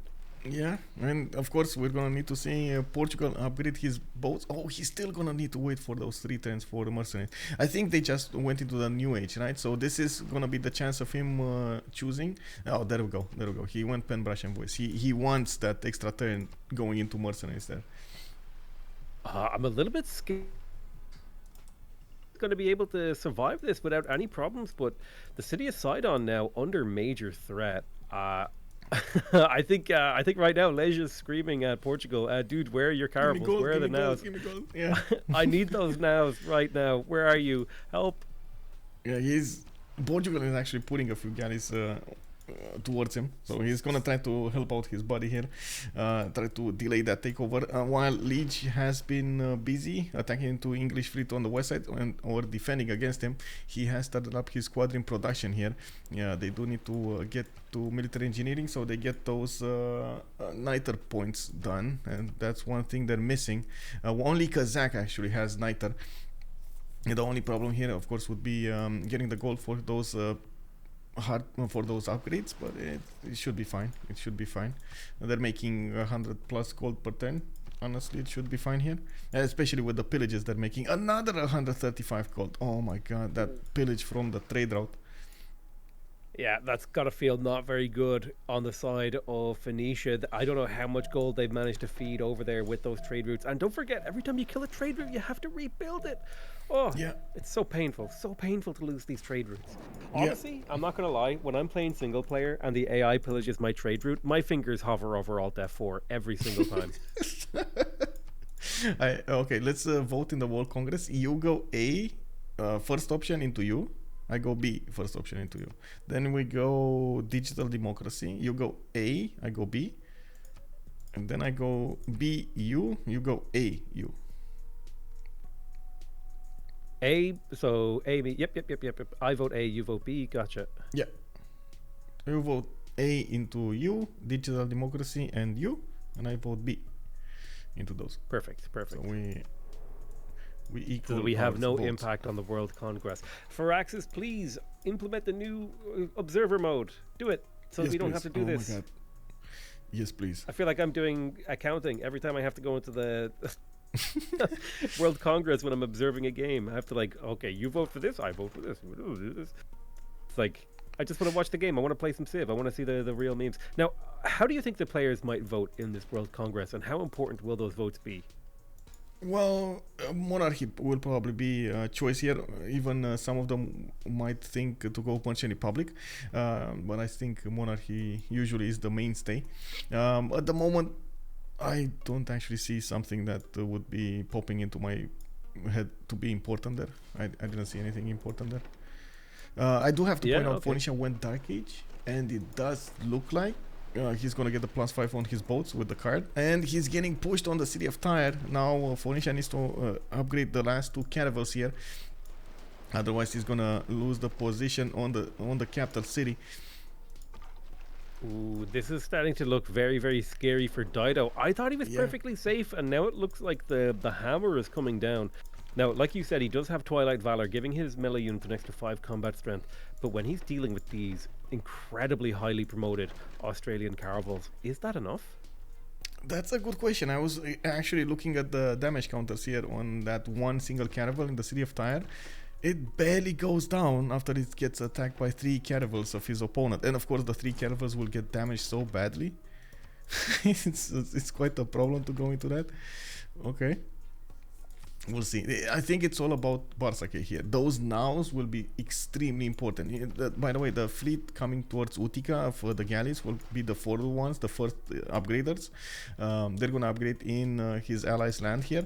And of course, we do have the second fleet coming up from Lisbon.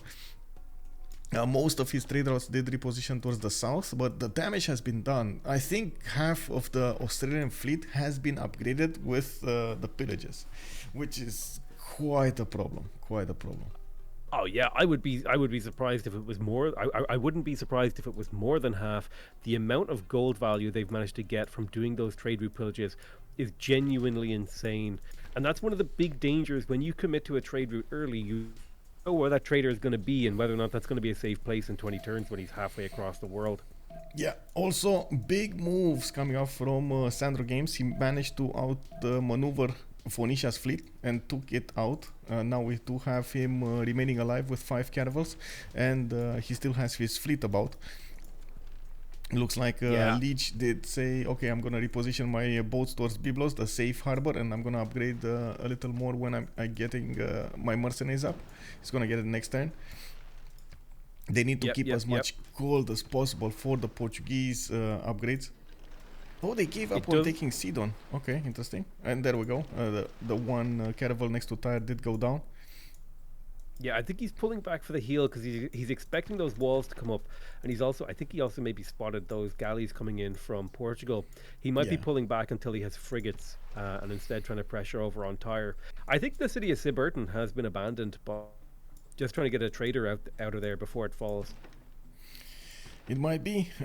Again, walls might save it for a little while, but not. Well, actually, it might save it for the game. I don't see England getting frigates anytime soon, and it's gonna take a long time to chew through the walls with just caravels.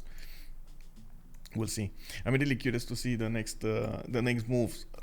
Probably what we know for sure is Portugal getting those nows. It's gonna have a major impact. He just got his mercenaries, and he just needs to get to the next turn to upgrade his boats here in Utica. They have the gold, 342 gold on Barsake. He can upgrade with only 90. That's fine, 90 a pop. Yeah, 90 a pop is very, very cheap.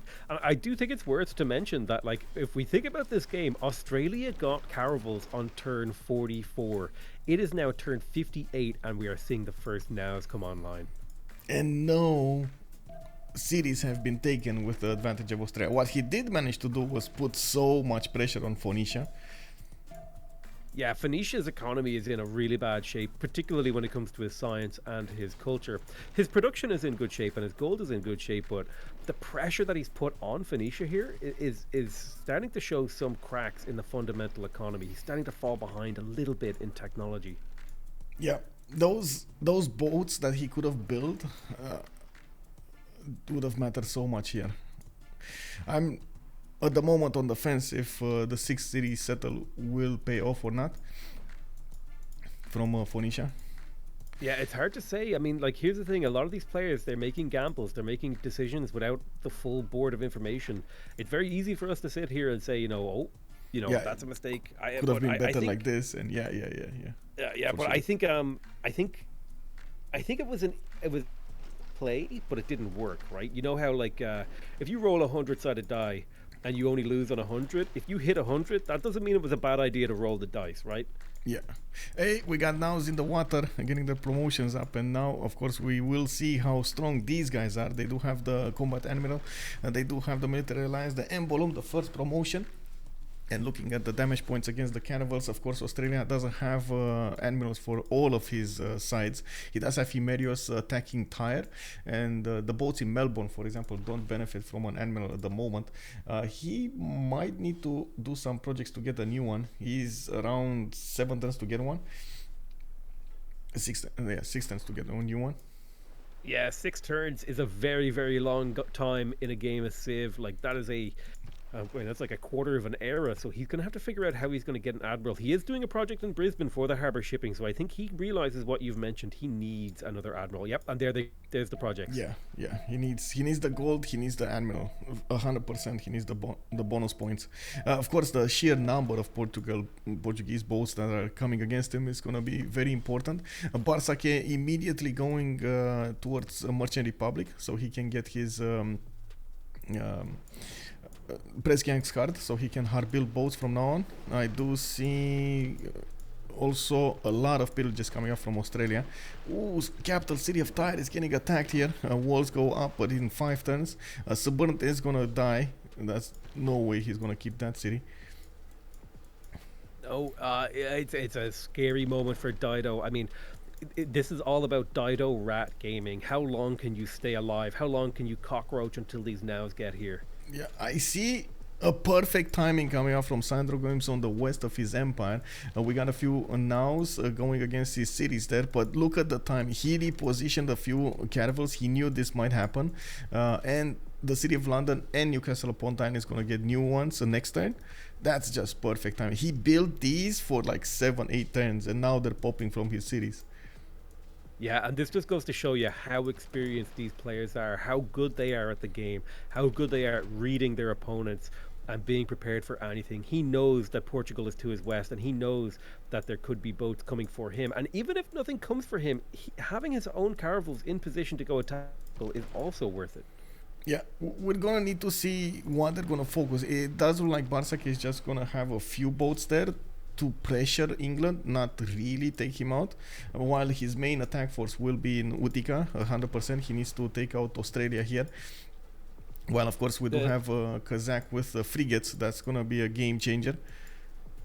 Yeah, I think the big advantage for Portugal heading over to England there is the fact that he's going to be starting with the Embelon promotion, giving him +7 boats. However, if he doesn't actually nail kills on England's caravels, he's going to be in a bit of trouble. Yeah. How big of an impact do you think those frigates from Australia are going to have here? That's a good question. I think it was a mistake for him to hard build them. I think he got surprised there when the frigate technology popped, and sometimes it happens. The computer shows you 2 turns and you just finish it. Yeah, it could be unfortunate when that happens. Yeah, and he spent a lot of niter into those. I don't think he had the half coast card. Now he's gonna have a few frigates, at least 2 of them. One is going Tyre to take out that capital city, which is gonna be impactful, but I wouldn't actually call it that much because, like you know, you pointed out, you can't really raise a capital city. You can only keep it, and he's whatever. It's at this point, it's whatever for Phoenicia. He can't decently build a boat from that city anyway. Yeah, I will say this though. I mean, he is kind of closing the noose around this left side because even though the Portuguese nows are here, they have to pass through an incredibly narrow choke point to the south to get to Canberra, or go the long way around to the north where Australia has plenty of time to respond. So while there is the Giga fleet of nows here, it's the positioning from Australia is masterful, and it's going to make life very, very difficult for. Yeah, because Zach over here knew that he's going to get attacked and is repositioned extremely well. I'm taking a look at the damage points here, and it does look like the nows are going to be able to punch through the Australian boats. It's just a matter of how many boats he's going to lose doing this. But he has the damage. He has the damage advantage. 76 against the Caravel 70. I think it's a matter of where's that admiral? Where's that admiral? Oh, it's going back to Brisbane, so he repositions it in Melbourne. He's gonna try to do his main defense here in Melbourne. Yeah, it's going to be interesting. I think, you know, the huge advantage again is just the fact that Portugal starts with a promotion. So if he can get good flanking on these caravels, it's going to be a scary moment for Australia. Yeah, let's see what he's gonna do. Barsake is quite experienced, and of course we're gonna need to see him use that experience now to its maximum effectiveness. Himerius did get teleported in Melbourne, so we do have the extra +5 coming up on the Australian boats. These are also experienced boats. We got them with there we go, one died. Oh, a 2 promotion caravel going down from 3 attacks from a single promoted caravels. That is scary. Yeah. This is what I'm talking about. Those those promoted caravels, if they hit you 3 times, it can be a dangerous place to be. I will say though, that caravel on the right side, it is on the verge of a promotion, so a single attack from Portuguese now will trigger the. Yeah. We got the moves, and Australia is actually getting back. He's just going to leave enough units to take over the city of Tyre, and of course immediately after he takes off that city, the Gavro Plaza is going to get deleted. But to be fair, Phoenicia would need to rebuild that anyway, repair that. And what is he going to get out of that anyway? It doesn't look like it's going to be that big of a problem. Oh well, it is what it is.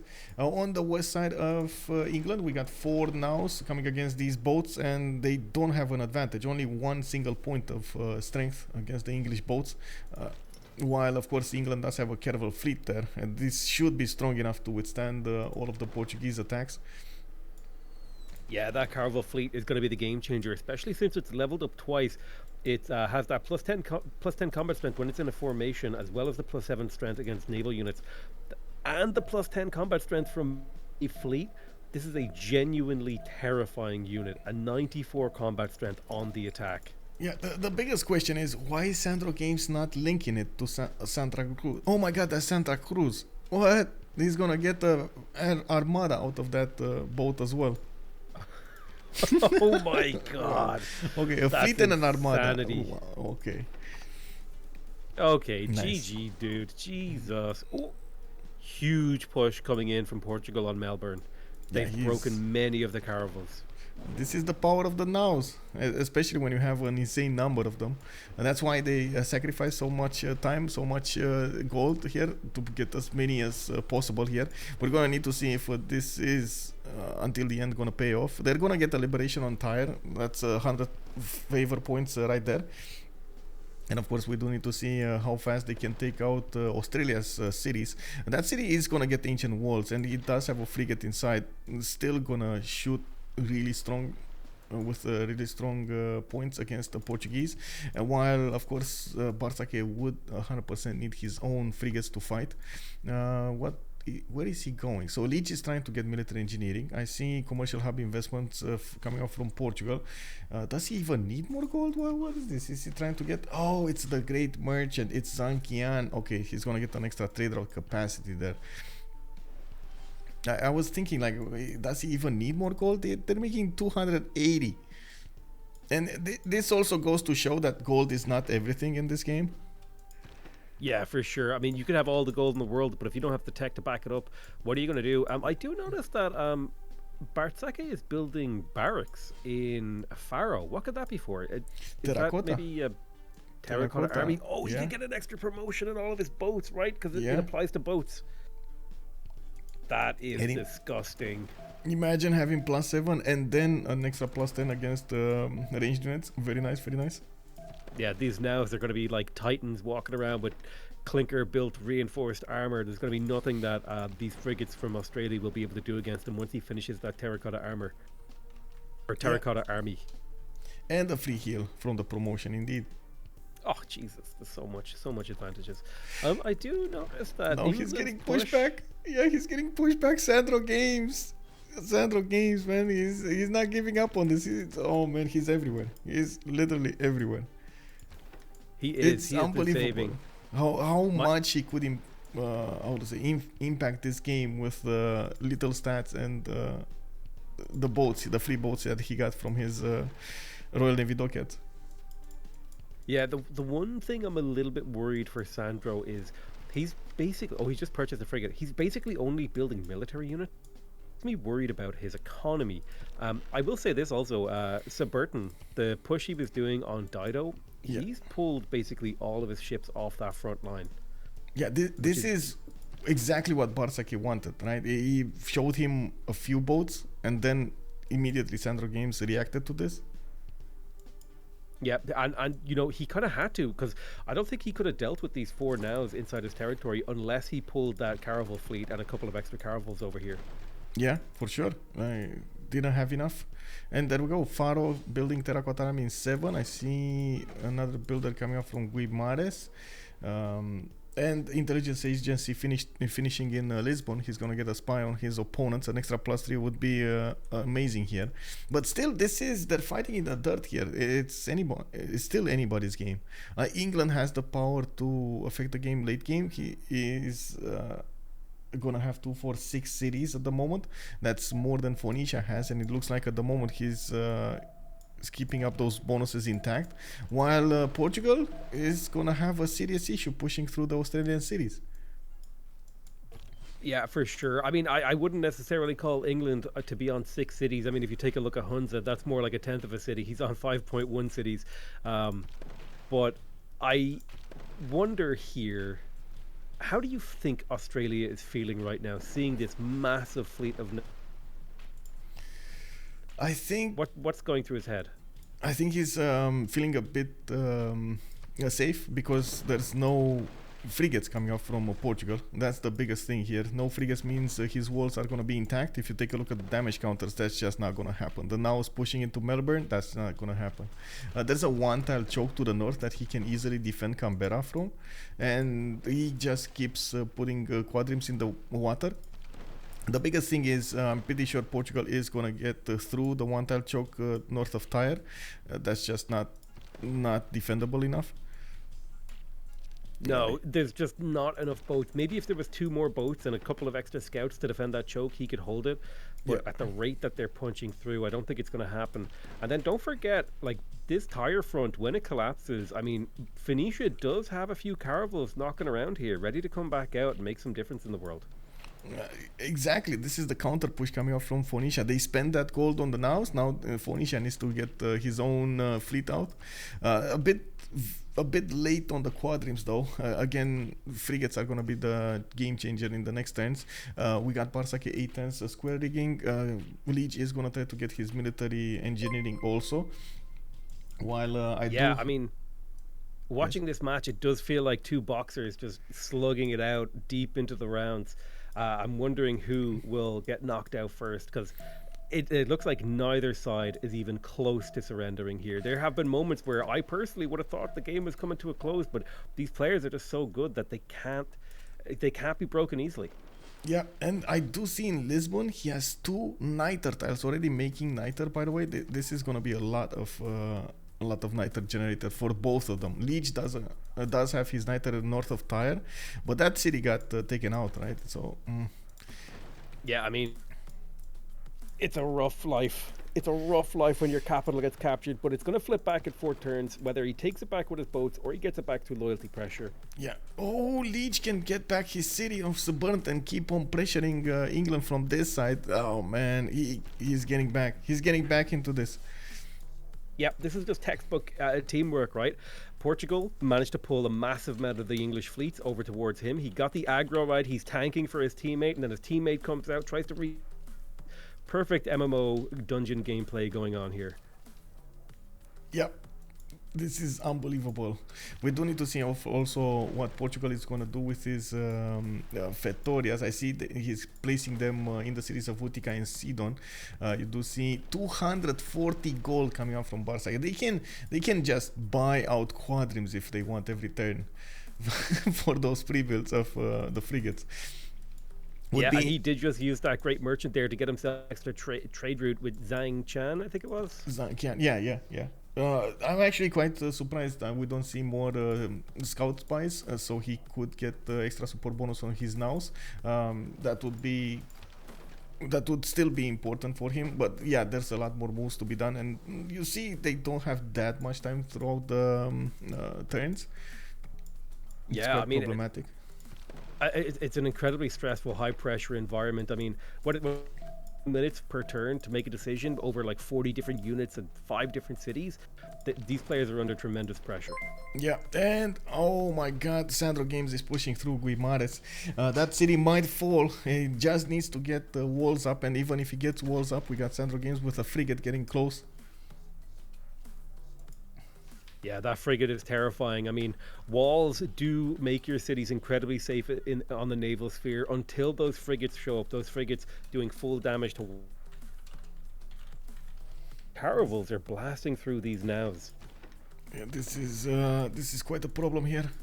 What is Barsake gonna do? He's getting his terracotta army in 3 turns. By the way, he did try to chop it, and he's gonna try to chop those walls in Guimares. And that's not really I would say an easy city to go into. 61 strength with Victor. Well, now 52 because he moved his other now outside, but still. Let's see. Yeah, I mean, this is a scary position to be in.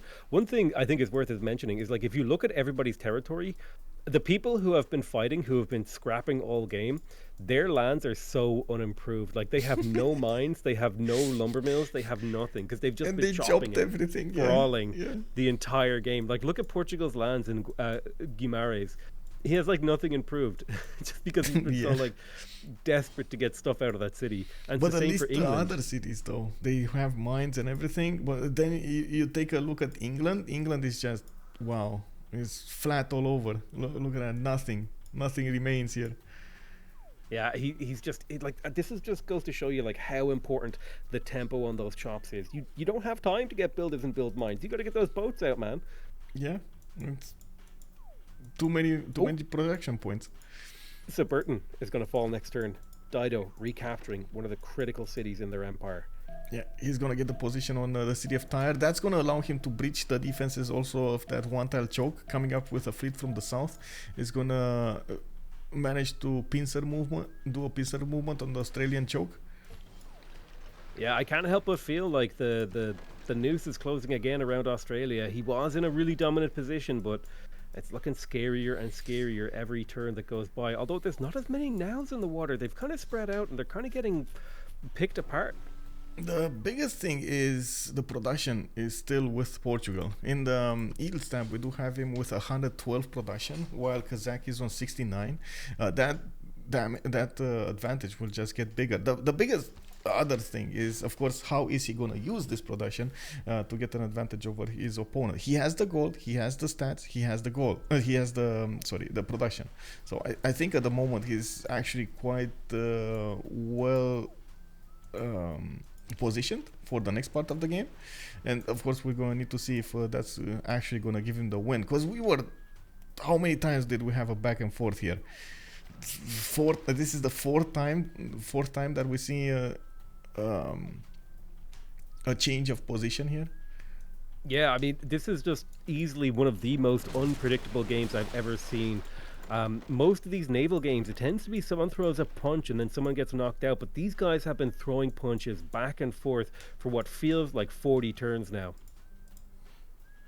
We do have Phoenicia getting burned, and he did manage to take out the caravel. These are not easily replaced at all.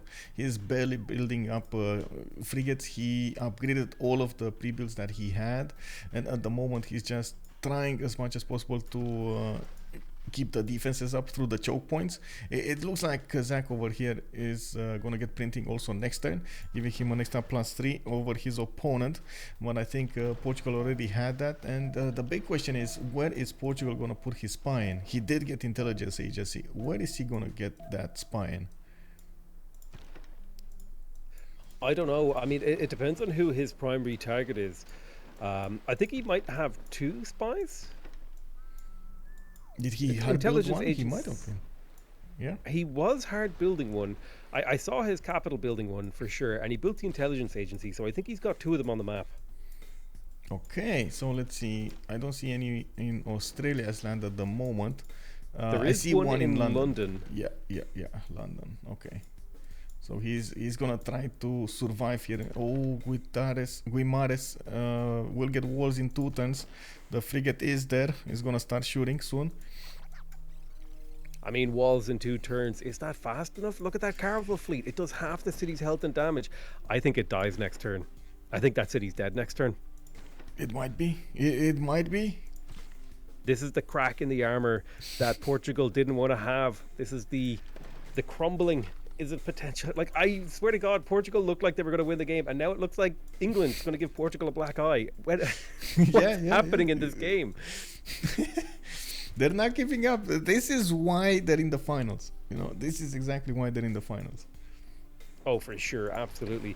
I mean, this is level of play I've ever seen before in Civ. Just players just completely using every mechanic to their advantage. Even, you know, you look at Australia in Tyre, he bought 2 tiles so that he could heal his caravels in that 3-way choke point there.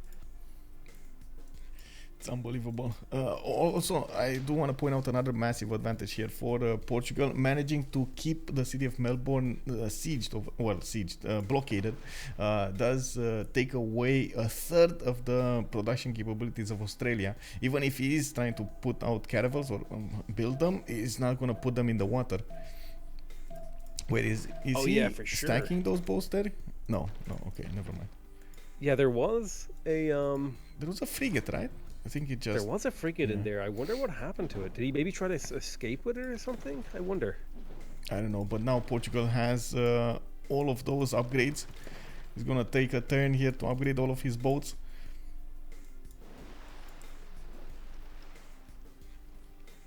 I see a lot of... Do you know what I think it is? Do you know what I think it is? I think Australia is close to getting ironclads. And so he wanted to have a caravel in the city so he could upgrade it into an ironclad. I have a very hard time to believe that. Because of the... sorry. It's because of the change-up that it did in BBG. You need scientific theory to go for steam power. It's just such a long science, such a long road. Only scientific theory requires 558 science. That's like 10 turns with his science at the moment. 9 turns. I suppose. Maybe you could be right. He doesn't. Oh yeah, he doesn't have education actually. So yeah, he's not at ironclads. I would, maybe I'm wrong there. He's going there. He's going there. Don't get me wrong, but it's gonna take so long. It's just not gonna be a good thing anymore. And this is quite a thing over here because Phoenicia. Remember yesterday when you said it's good when you see players getting rolls and one with the melee, the other one with the ranged. That's exactly what's happening here. Phoenicia getting quadrims because that's the only thing he can build. He's gonna synergize with the Portuguese nows to punch through the defenses of Australia in the next few turns. Yeah, especially because Portugal's science is climbing up there, so he'll be able to get the ironclads before Dido will be able to. Just continue to solidify that ranking as I'm the melee guy and you're the ranged guy. But that's a lot of quadriremes from Dido there. Yeah, even with Merchant Republic with the press gang card, Australia is 3 turning caravels.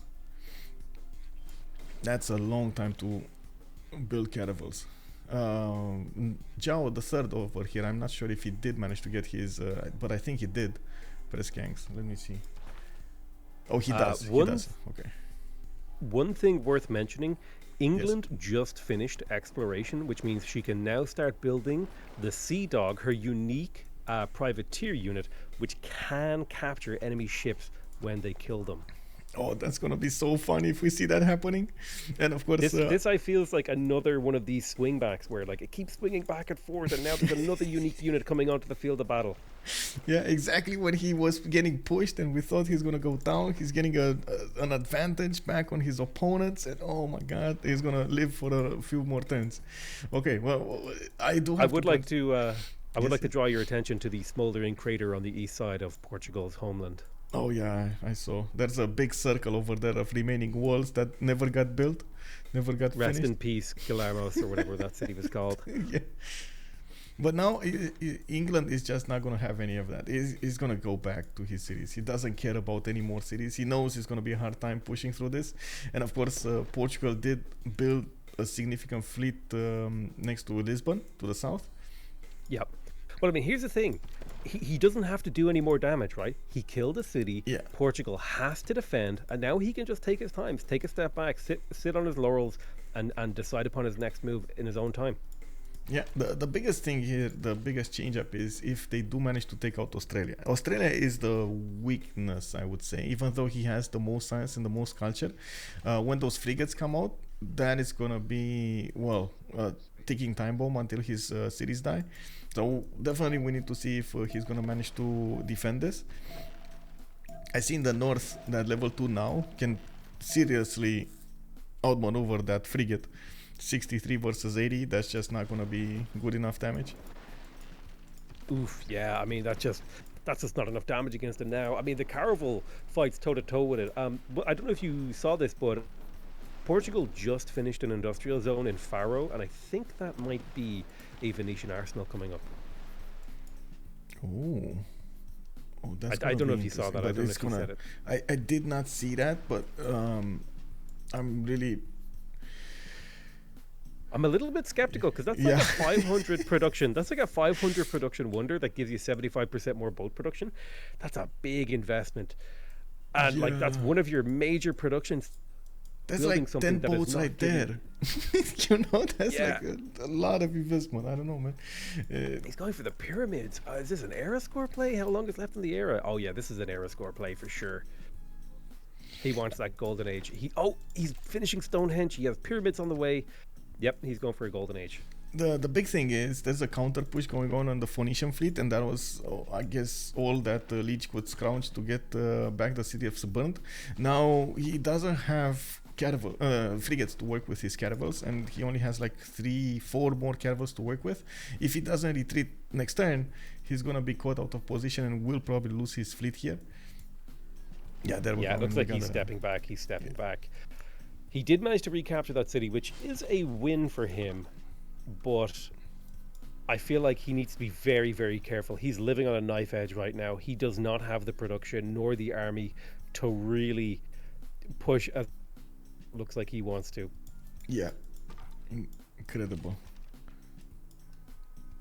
We do have, of course, also quite a few Portuguese boats that are just sitting over here. They don't have the power to push through the Australian chokes until they get frigates. So they're going to need to wait for those quadrims to get upgraded here.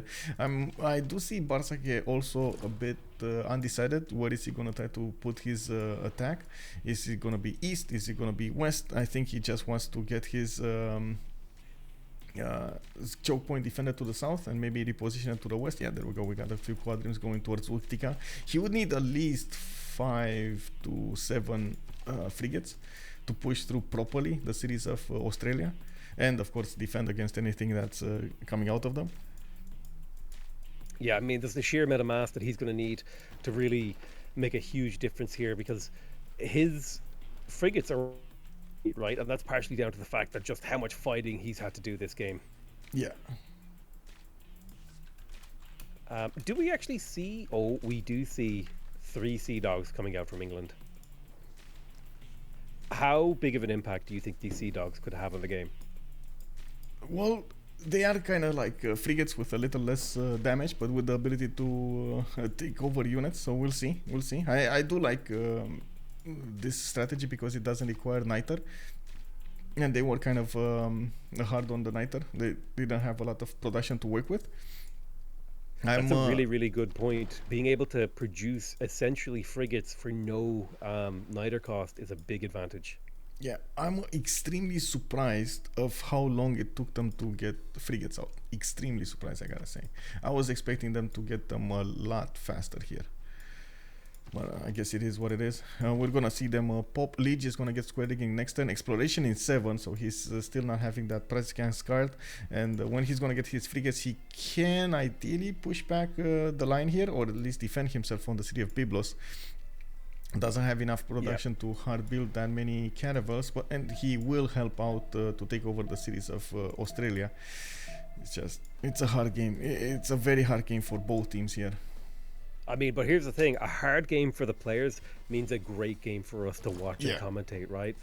This is the kind of game that I love to see. I love to see people going back and forth. Curious about your opinion on this. I feel like one of the major advantages here for Bart's sake, for the French players, is that massive gold advantage they have. Yeah. Sandro and Kazakh have just been broke this entire game, whereas Portugal has been swimming in piles of gold like Scrooge McDuck. How do you think that gold advantage could be a deciding factor in this game? It should be, but it's all about how you use it. Of course, if you have the technology to use it. For example, now they have enough gold to upgrade whatever boats they need, and I'm actually surprised they're keeping so much gold. They could be buying out stuff just to get some advantages from. Well, I think I just saw what they wanted to use a bit of that gold on. I just saw 6 frigates get upgraded across the French team there. 2 in Utica from Phoenicia, and then 4 in Utica and Sidon from Portugal.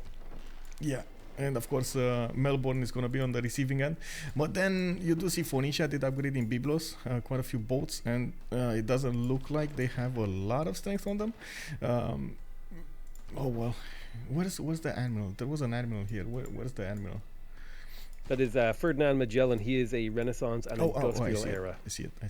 Okay, so it should be fine here. Here's the thing. They have way more frigates than the players do, at least on this front line right now. So I think the ability to do damage without taking damage might be a game changer for them. Another important fact here, I gotta say, the moves coming out from cars were a lot better overall. They managed to outmaneuver their opponents every time it went to same kind of strength war. Do you think so? You think Australia and England just positioned and used their units more efficiently? Yeah, England for sure, and Australia, it was masterful over here. The only problem was they had a lot of boats to chew through when we're talking about Phoenicia's production early on.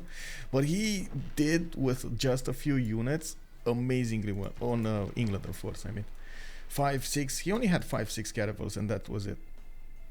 Yeah, I mean, the efficiency in unit movement and unit attacking and just unit value from those 5-6 caravels was insane. Because I'm going to be honest with you, when I saw that he had no pre-builds, when he didn't have many galleys, I was like, I don't really like this, but somehow he's just so good that he made it work.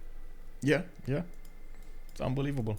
And we do have Portugal now getting his hard build nows from his cities. Got a lot of frigates. What is he gonna do with them? We're gonna need to wait. It does look like also England is repositioning again his fleet to go on the east side. He's defending London, and a few boats are going towards Burnt and of course Byblos. They need to get into, they want to get into the last cities of Phoenicia.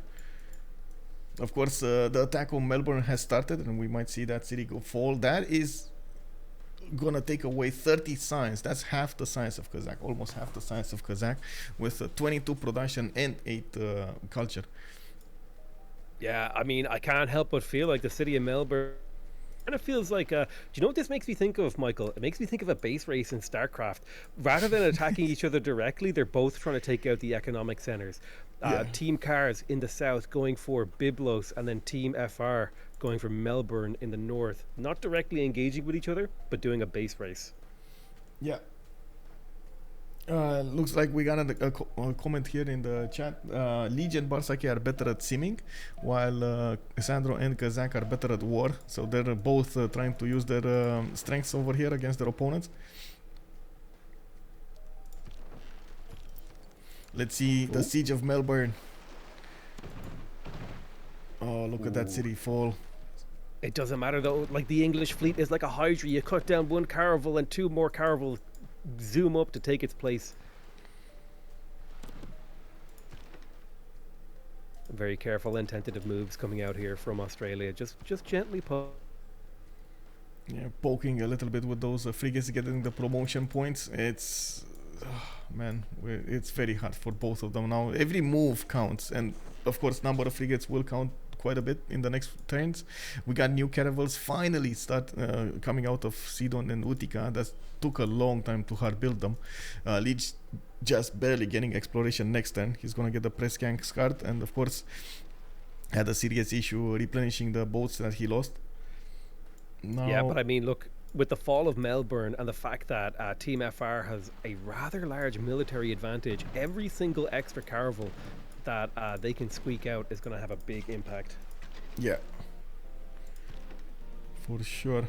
I see Australia has a hard time building those boats, and when he's going to lose his city of Melbourne, well, he doesn't have any more production centers to speak of. He's turning a caravel from Brisbane with the press gang scarred. That's not enough. Compared to Portugal, which is turning them from like 4 cities. Yeah, it's scary. I can't help but feel like if he had settled that little peninsula city with the Giga campus and all those turtles around, maybe he would have been in a better position, you know? I can't believe he skipped that city. Yeah. He needs to buy a settler right now. Go settle it. It's important. Well, it is what it is now. It is what it is. There's another good comment coming up in the chat here. I wasn't even thinking of Biblos actually in danger of being taken over, but it looks like it might be. We need to go again. B-A-U-B? B, yes, U-A, I go for B. So U, I go for city center, and preserve, and then U. So U, preserve U, and I go for A, you go for, I go for B, you go for A. Gotcha. I have voted for A on all 3 of them. Me, preserve, me. Okay. Perfect. We got a pause coming up next turn. Talking about Byblos here, and it looks like we're gonna have a pause next turn, mid-turn. Phoenicia, if he loses this city, England can start to pass through the south towards Portugal. He can outflank the boats of Phoenicia. I'm not sure if it's gonna matter that much, because again, the fleet is not that big of England, but it still will matter quite a bit. Even raising this city would be amazing. Here's the thing. The longer, like the fact that Melbourne is breaking here, even if he breaks through here, I feel like Portugal might be able to just relocate around and block this. But if he does get through Byblos, all those trade routes, all those production centers become wide open for attack. Yeah, it's unbelievable that with all of the seaming and with all of the boats here, somehow the traders weren't that protected. It is quite a problem for La Pegre. They feeded their opponents so much gold that they actually shot themselves in the foot doing that. Yeah, for sure. So I wonder what the players are feeling right now, like, because they're playing the game but limited information. They can't see everything that we see, so it's easy to kind of project their own feelings onto these players. But how do you think Liege is feeling right now? I wanted to go through and kind of like see if we can surmise the perspective of each player. I think he's feeling the pressure. He's 100% feeling the pressure of this game here, and it's a very hard game for him and for his teammate. But that's exactly how a final should feel. Yeah, for sure. You never want to be able to waltz into a final and just pick up a bunch of points. I know, yeah, that just doesn't feel like a final. Remember that 1v1 that we had last year, the finals? It just ended at 10-17, and we were like, wait, what happened here? Like, come on, bro. Like, you know? Yeah, it was brutal. That poor settler getting caught out. I think it was a scout that caught a settler, right? Oh, Yeah, exactly. A scout caught a settler, then it was a disaster also on one of the cities, lost a population. Everything was kind of, not in his favor. Very, very unfortunate. So what about the position of Kazakh? How is Kazakh feeling right now? Melbourne just died. Is he starting to feel the pressure? Oh, for sure. He's probably going to lose his city soon enough, like all of them. With the arrival of the frigates, now they can push through choke points, and it's going to get harder and harder for him to defend. The main fleet of England is to the south. They're pushing through Byblos, and they're trying to take that city out. Might actually take that city out. Will they have enough strength to keep all of these Portuguese boats at bay? Because look what's happening in the choke points. These caravels are taken down slowly but surely. And everybody's building caravels now. Everybody is building caravels. This is just a numbers game at this point. The bigger fleet. Yeah, this is a grudge match. This is just to the death. I will. Dogs have arrived on the scene, and they might make a difference. How do you think England is feeling at this point in the game? Not so confident, I would say. I'm looking at the Sandro Games putting up a very good defense. He knows London is probably going to be next on the chopping block. He is getting baited by one of Barsake's naus to get out and reveal his fleet. And of course, Portugal over here does have a spy in the city of London. He knows what's going on. His naus are stronger than the English fleet, and I am actually quite surprised we don't see an admiral here in London. He used his admiral against Byblos. That's Santa Cruz over there. Oh, interesting. So England is starting to feel the pressure as well. And then finally, I want to get your thoughts on Portugal. If you were in Portugal's shoes, how do you think he's feeling right now? I would say he's a lot more confident. He has the production, he has the stats, he has the gold. He just didn't get to apply the power over his opponent that much. But I think at this point he's in a good position to outmatch his opponent. The main problem here, and that's usually a problem with the timer, you just don't get enough time throughout the turns to do everything that you wanted. So you might lose a move here, a move there, and you have to prioritize what do you think it's important. Sometimes you just don't get the priorities right because of the speed. You have to make that decision in a split second. The city of Byblos, thank you for going through all their thoughts and giving me your thoughts on the positions of these players. You are more experienced at casting the game than me, so I appreciate your perspective. The city of Byblos did just fall. It did, and I'm actually extremely curious. Is Sandro Games gonna keep going, or is he gonna raise that? I would personally think he should get more strength from raising it, because then if he raises it, there's no more reposition from Phoenicia on this side. He cannot push through Byblos, and if they don't raise it, they're just gonna fight over it. If they do raise it, he can reposition his boats to keep Portugal at bay to the north. Oh, he didn't raise it. He kept it, and now of course Phoenicia can take it back with the frigates. Yeah, I'm gonna be honest with you. I thought raising it would be a really good move here, and that's purely just due to the fact that you could take this massive English fleet and move it to the north. Yeah, and boom, it went down. Yes, they're gonna just trade over here, but he doesn't want to trade. He wants to win. Oh, what's going on? Oh my God, Liege with the builder. Holy shit! Liege. Whoa. Insane play to chop walls in a city with no health in it. That's going to be a really painful move. Yeah, it's gonna delay this takeover another turn, and that might be exactly what they need over here to move through from the north. They need to move through the north, and you do see the naus are punching through the north of Canberra as well. Slowly but surely, those caravels are doing the damage. The frigates taking down. There we go. They're just at the moment Australia is just not putting boats as fast as he's losing them. No, the war of attrition has kicked in. The trench warfare on the sea is starting to grind down both of these teams. Who will crack first? Yeah. I'm starting to see cracks appear in both Portugal and Australia. And I mean, Portugal lost a city. Go ahead. Wait, Portugal lost a city?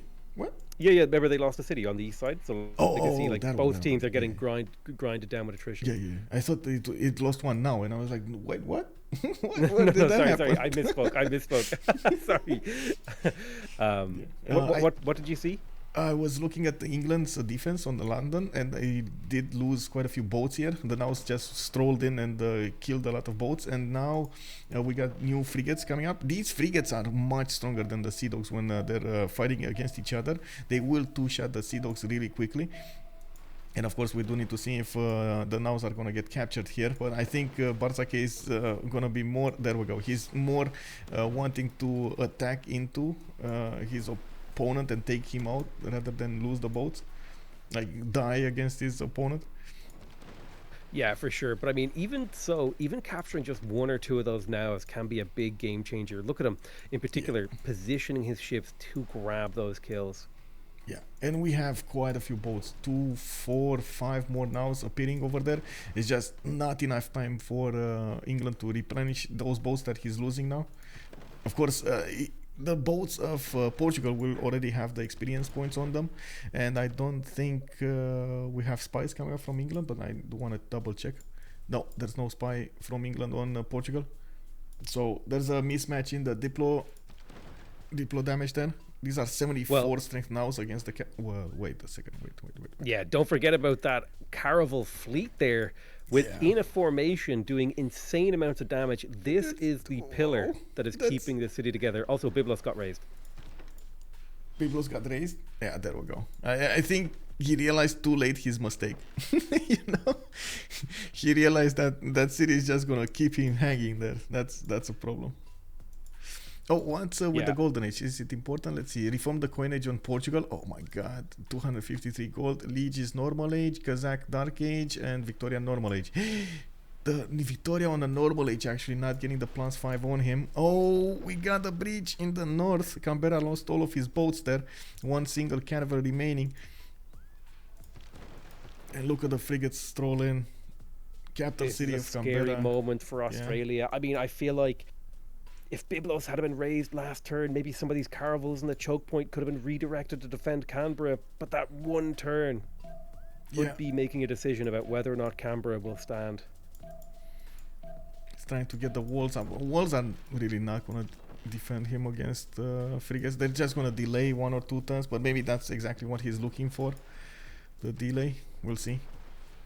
Yeah, we'll see. I mean, it looks like Portugal, the big problem they have is Portugal is completely untouched. England, Australia and Dido have all taken serious punches here in this game.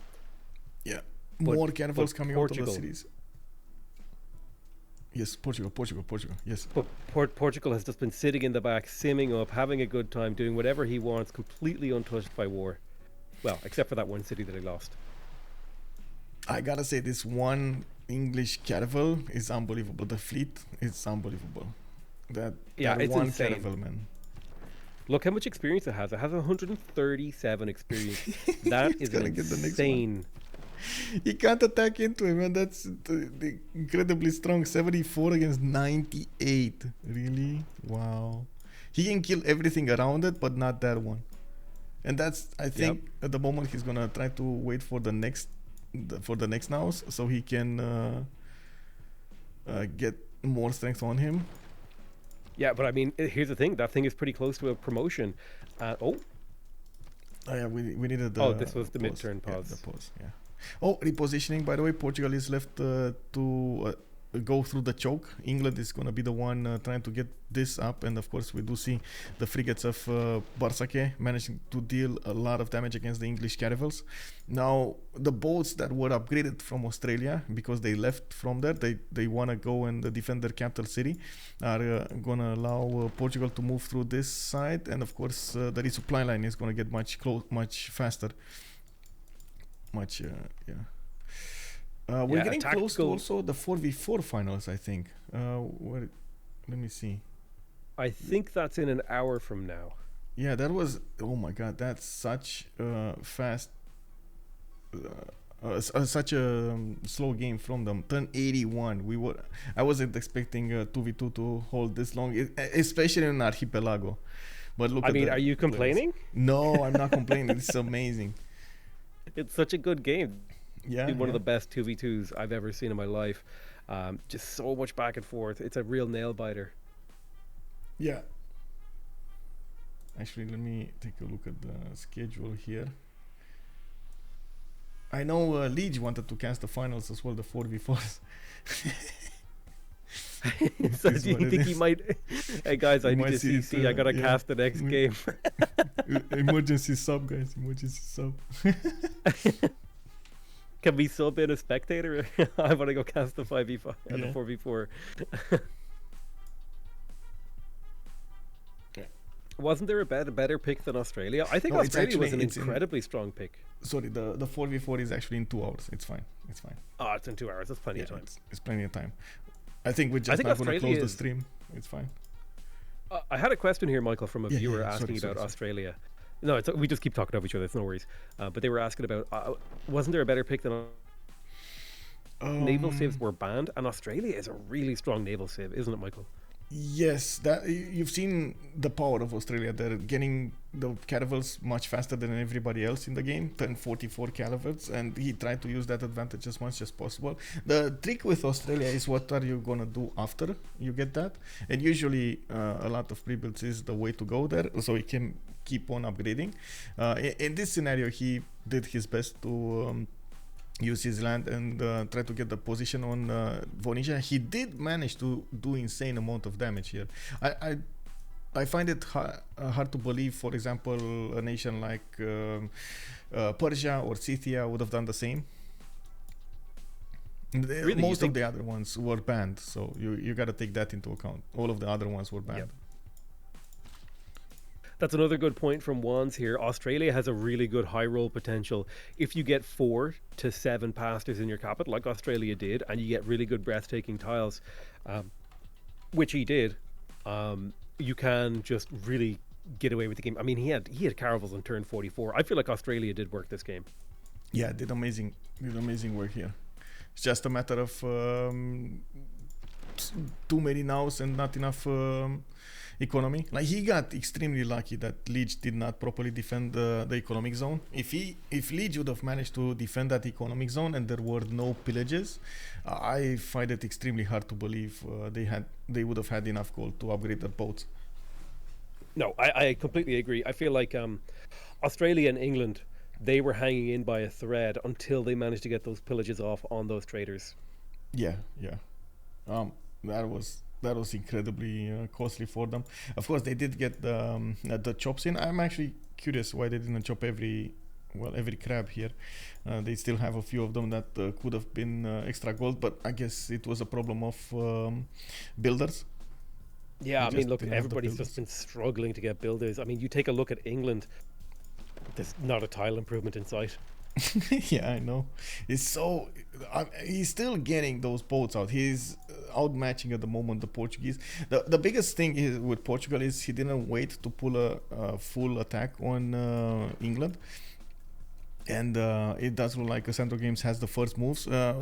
A bit of a problem for Portugal. He's needing to do first moves on 2 sides, while moves on 2 sides, while England is hard focusing on 1.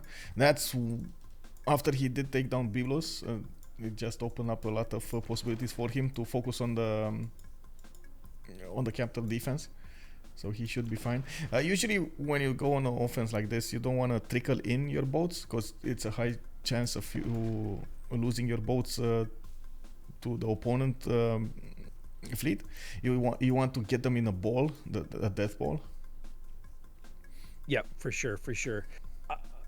You want to hit with mass because units are stronger if they have units adjacent to them. Exactly. Question: Yes. Liege is building more settlers. Oh, the surrender. Victory? What? Though its face may change Who- throughout who- the ages. I'm wondering who surrendered. If that's a surrender from Liege, I think that was a mistake. They were going to win, I think. It was Sandro Games, GG. Okay, that's fair. So they didn't see a way for Australia to defend itself. That 100% Australia would have died here. He has 2 more cities. The second he dies, of course, there's no more. It's 2v1. Yeah, it's a 2v1 against England. Look at the nows coming off from England. Oh my God, excuse me. We got Sea Dogs taking the nows. That was an absolutely incredible game. I just want to point out that Kazakh lost 36 units that game. He killed 36 units that game. Lej lost 58 units in that game. That's an absurd amount of units that he lost. Look at the attrition that Lej went through. That's crazy. It's unbelievable. Yeah, it's unbelievable. How do you see this, by the way? Oh, I got transported to the victory screen so I can see cities lost and stuff like that. Oh, you didn't click on one more turn. I see how it is. Yeah, because I like to look at the graphs. The graphs are really fun, man. You gotta look at the graphs. Yeah. You wanna jump in the chats with them? Yeah, let's do it. Okay. 2v2 La Pegre. Sure. GG, well played, guys. GG, well played. GG. Thank you. Thank you. How did you feel throughout the game? It was a very hard one. Yes, it was very hard game for me especially, but it was so close, and it was very good game to play, to be honest. So we are very happy about this win. You know, this kind of game that gives you feels. You know, like every turns matter, every move matters because it's so close. Yeah, I was thinking, oh my God, Leech, you weren't defending those trade routes over there. They upgraded so many boats with those trade routes. I know, but I couldn't do much thing because in sea fight, when you have the technology before the opponent, it matter more than for land army. I mean, there is no PM between your land and his land, so he can pressure you. He can take level up, and level up on the boat are very strong. I was on 2v1, so I don't know where my admiral has to go in the middle game of Caravel, because at the beginning it's against Australia because he has the Caravel earlier. But at a point where Unza was pushing me with Caravel, where there was Australia pushing me too, I cannot do a lot of things because Sandro did a great thing to level up on Unza. I mean, he had a lot of galleys, level 1, level 2, and when he goes Caravel, it was deadly on me, on Sbruten. I tried to kill some galleys because I know I had a lot more of pre-build than them, because Dido, more production. It's easy to just do one harbor and just go by rim after. Yeah. Liege, you had like 200 combat strength more than them, and you lost 58 units that game. You suffered so many losses. It was insane, dude. Yeah, I know. It was like I know what is the most important is to let scale my Portugal behind me, and I don't have to not die so quickly. It was very intense because I couldn't do a lot of things when Caravel was hit by Australia. It was very, very hard, to be honest, because when came frigates, it's the same thing. Level up coming, and you can't really trade about this. How many points did Portugal have? Points? Golden Age. For Golden Age, the first? Yeah. Oh, a lot. What 27 out of 19 or something. I first met Wonder and Continent, but anyway, I had a plan with Arbor +4. It was okay. I mean, I didn't think about Portugal on the draft. I thought it would get normal age. And but I forgot about the 2 casters and shit. Yeah, but 2 casters, and you since it's like a small continent, you can go monument first. Did you go monument first? No, I went builder, but it was the idea, you know, like. Yeah. Dude, you punish too much. Huh? You punish my war move too much. Like. Yeah, same. It's I mean, unbelievable what Sandro I have games sea did. dogs. Oh, fuck you. I have sea dogs too. With only a few units, Sandro Games was managing to do unbelievable work there. If you had more production in his series, this would have been a different game. I mean, think. dude, I have like one heal in my whole empire. I know. Yeah. Yeah. I mean, Yeah, I dude, was, sea like, dogs are crying so for good. you. I stole the caravel. You I roll a bit with sea dogs. I feel like you. No, you I have stole- legendary. I think it's fine. Okay. I mean, you have spy on me, but I mean, it's equals, you know. So I don't know. For Rajandra, I clicked on the gold. I heard the sound, but I didn't get it. I clicked and I heard the sound and I got it. Yeah. I mean, I was So- spam clicking. I don't know about you. I know. Did you expect to play us on Naval map or? We wanted Oh. to play Naval map before we Yeah. started playing, and you banned Pangea, so we're happy. Yeah. Okay. But I mean, to be honest, Naval map is RNG, Yeah. so yeah. And there I was have a another great- massive advantage. The early Maybe we should have banned Portugal and Panthers. let you Spain. I think it would have been better, but I don't know. I know. Spain scaling so good with Magnus too. Yeah. No, I don't think.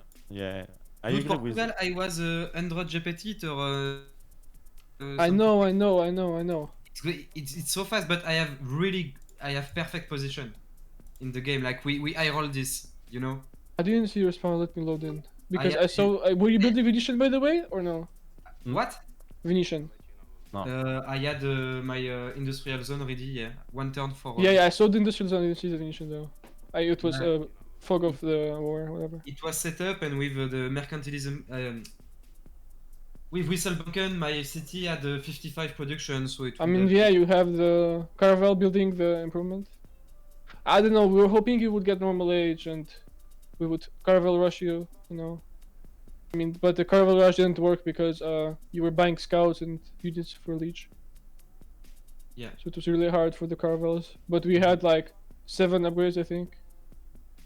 Yeah, and- you had nice eco in the early game. I mean, you have more gold because you're poor. Yeah. Yeah, GG Sandro, you played very well this game again. I mean, you have a really good spawn. Refuge, double pasture. Yes. What I the have fuck, Pegre, guys? And I have Yeah, double dice. 9. What the fuck? Double banana? Yeah. Double banana B2, dude. Dude, I have how do you have every tile you have in your empire is a hill? I have every tile I have in my empire is a flat tile. Ah, Yeah. I have a really good. No, spawn. that's a lie. That's a lie. Huh? Okay, I am on Civ replay. okay. How many Okay. hills do I have Lich, in my empire? 1, 2, 3, 4. No, in my 5, cap, in my 6. cap, in my cap, in my cap. Ah, one little. Yeah. This guy has 1, 2. Look my spawn. 5, Look my 6. spawn. Banana free too. Very good. You spawn? Yeah. 2 banana, 2 base, 2. Your cap is faith, go to sea for free. But you know. Oh, Civ you have replay- turtles too. Okay. But you know, in Civ replay, you are ahead in production and food. And because I went 4 city opening, the Jack Sweat. No. Free city against free city. I mean. Oh. He's not ahead. I am 44 production, turn 26. Yes. No, because of city. Yes. I mean, yes, to be that's honest, right. like we got unlucky. Like I don't know. I had a 4 city island. Kazakh had Kazakh had a decent spawn, to be honest. They had a lot of pasture, but I don't know. You have better spawns, I think. Free God of Sea on Leech. Wait, Yes. did you go God of King or Urban Planning? No. Urban planning. Okay. I Yeah, you have agreed. good I agreed a design. bit, but I think. I mean, was to be okay. honest, I think it's a spawn diff. I mean, to be honest, when we pick a Naval map, we know it's gonna be a spawn diff. But you know, Yeah. it's 50-50. Because Yeah, you You sure- should you should look at Civ replay. It's not. It's Yeah, not compared to that, the first map. I mean, Leech, I'm working 1 tiles in my cap. Yeah. You That's never the 30 improved turns. them, man. Like, come Improve on. how can I improve 1 tile? The farm Put a farm. and watermill. Builder is 27 pro and I get 1 food in return. Oh, as in, Where- not where- even the where hills, is it you gonna didn't pay put a- back? You didn't put even a how to say mine there. Because I have no time. Yes, there was And no I time don't in the even game. take Yeah, there's no apprenticeship. time. Apprenticeship Yeah. apprenticeship is grief. Yeah. There was no time in this game. You made me panic a lot of time, Sandro, or about first move. Oh man. What do you mean first move, dude? Bart's sake, first movie. Dude, you are playing Yeah. with you played with me a lot of time, and you know I'm not logging very early in the turnover, so. I mean, maybe, but I mean, you killed my units too. Yeah, I tried a bit, but how much? 58 unit died? On you? I don't know. I know. I see 22. No, How many units did I lose? wait. I'm looking. 38. 38 unit died for me. What about on me? 8. I mean, I have Regenerate. It's hard to trade. 9 for Barca. By the way, I misclick use Regenerate at the start. Oh yeah? I didn't want to use him. I thought it was. I mean, I didn't look over and I see the black icon, so that it was the free naval unit one. But I used it and I was like, "Where's my free caravel?" I didn't realize I used Regenerate. It was a nice game anyway, guys. Yeah, Mm, GG, yeah, well spawn played. diff. You kept GG. us on our toes every little Yeah. bit of the game. That was Dude, one of the best Portugal games has I've ever watched. 2 It was turning incredible. harbor in his cap, 24 production. City Patron Goddess, dude. Yeah, I know. Yeah, thanks for casting. No, thank you so much You for guys. playing. It was probably the most fun 2v2 I've ever seen. It was incredible. Sandro's like war play was incredible. Portugal, Australia start was amazing. I'm so sad you never got the little peninsula city with the amazing When you are campus up. No time, no time. when Yeah. you are talking potato, I am feeling I am like shit. Like Australia did something, Sandro did some Omega good war move. Portugal won the stayed game. alive, man. You stayed alive. That's what's Well- important there. Liz, you were like the cockroach that couldn't be crushed. You were just No! unstoppable. I don't like be the cockroach. No cockroach. No, you played What? incredibly. You No, were it's like okay, a wall. It's okay, I dude. understand. You double. so You good. first met 2 wonders. Oh my god. Yeah, but you know. Continent, I screamed when I first met a continent. It's not even different continent. It's the same landmass. Wow. Who will play in the finals, though? You boys are both in the finals, right? La Pegre and Cars. So, It was the final. It was the finals. no, This these are was the 2v2s, 4v4. but the 4v4s. Oh, it's no, it's for La Pegre. It will be another lineup, but it's a really good lineup, really strong. Oh, you don't wanna tell us beforehand. Okay, I understand. Yeah. It's I mean, cars could adapt their roster. I don't know, you know.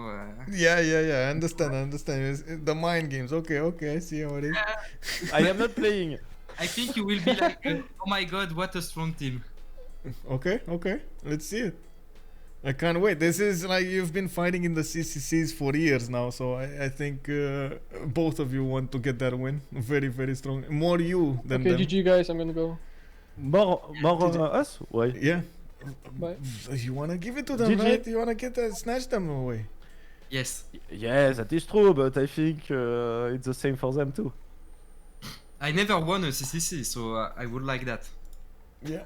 It's gonna stay that way. Okay. Joking. All right, cheers, Uh, guys. Thank you a lot. And Yeah, thank thank you. you about your sub, potato. Thank you, you just a sub. Thank you a lot. Are you casting tonight? Yeah, I'm gonna do the 4v4. I think Michael will be in the game, but I'll be casting with him.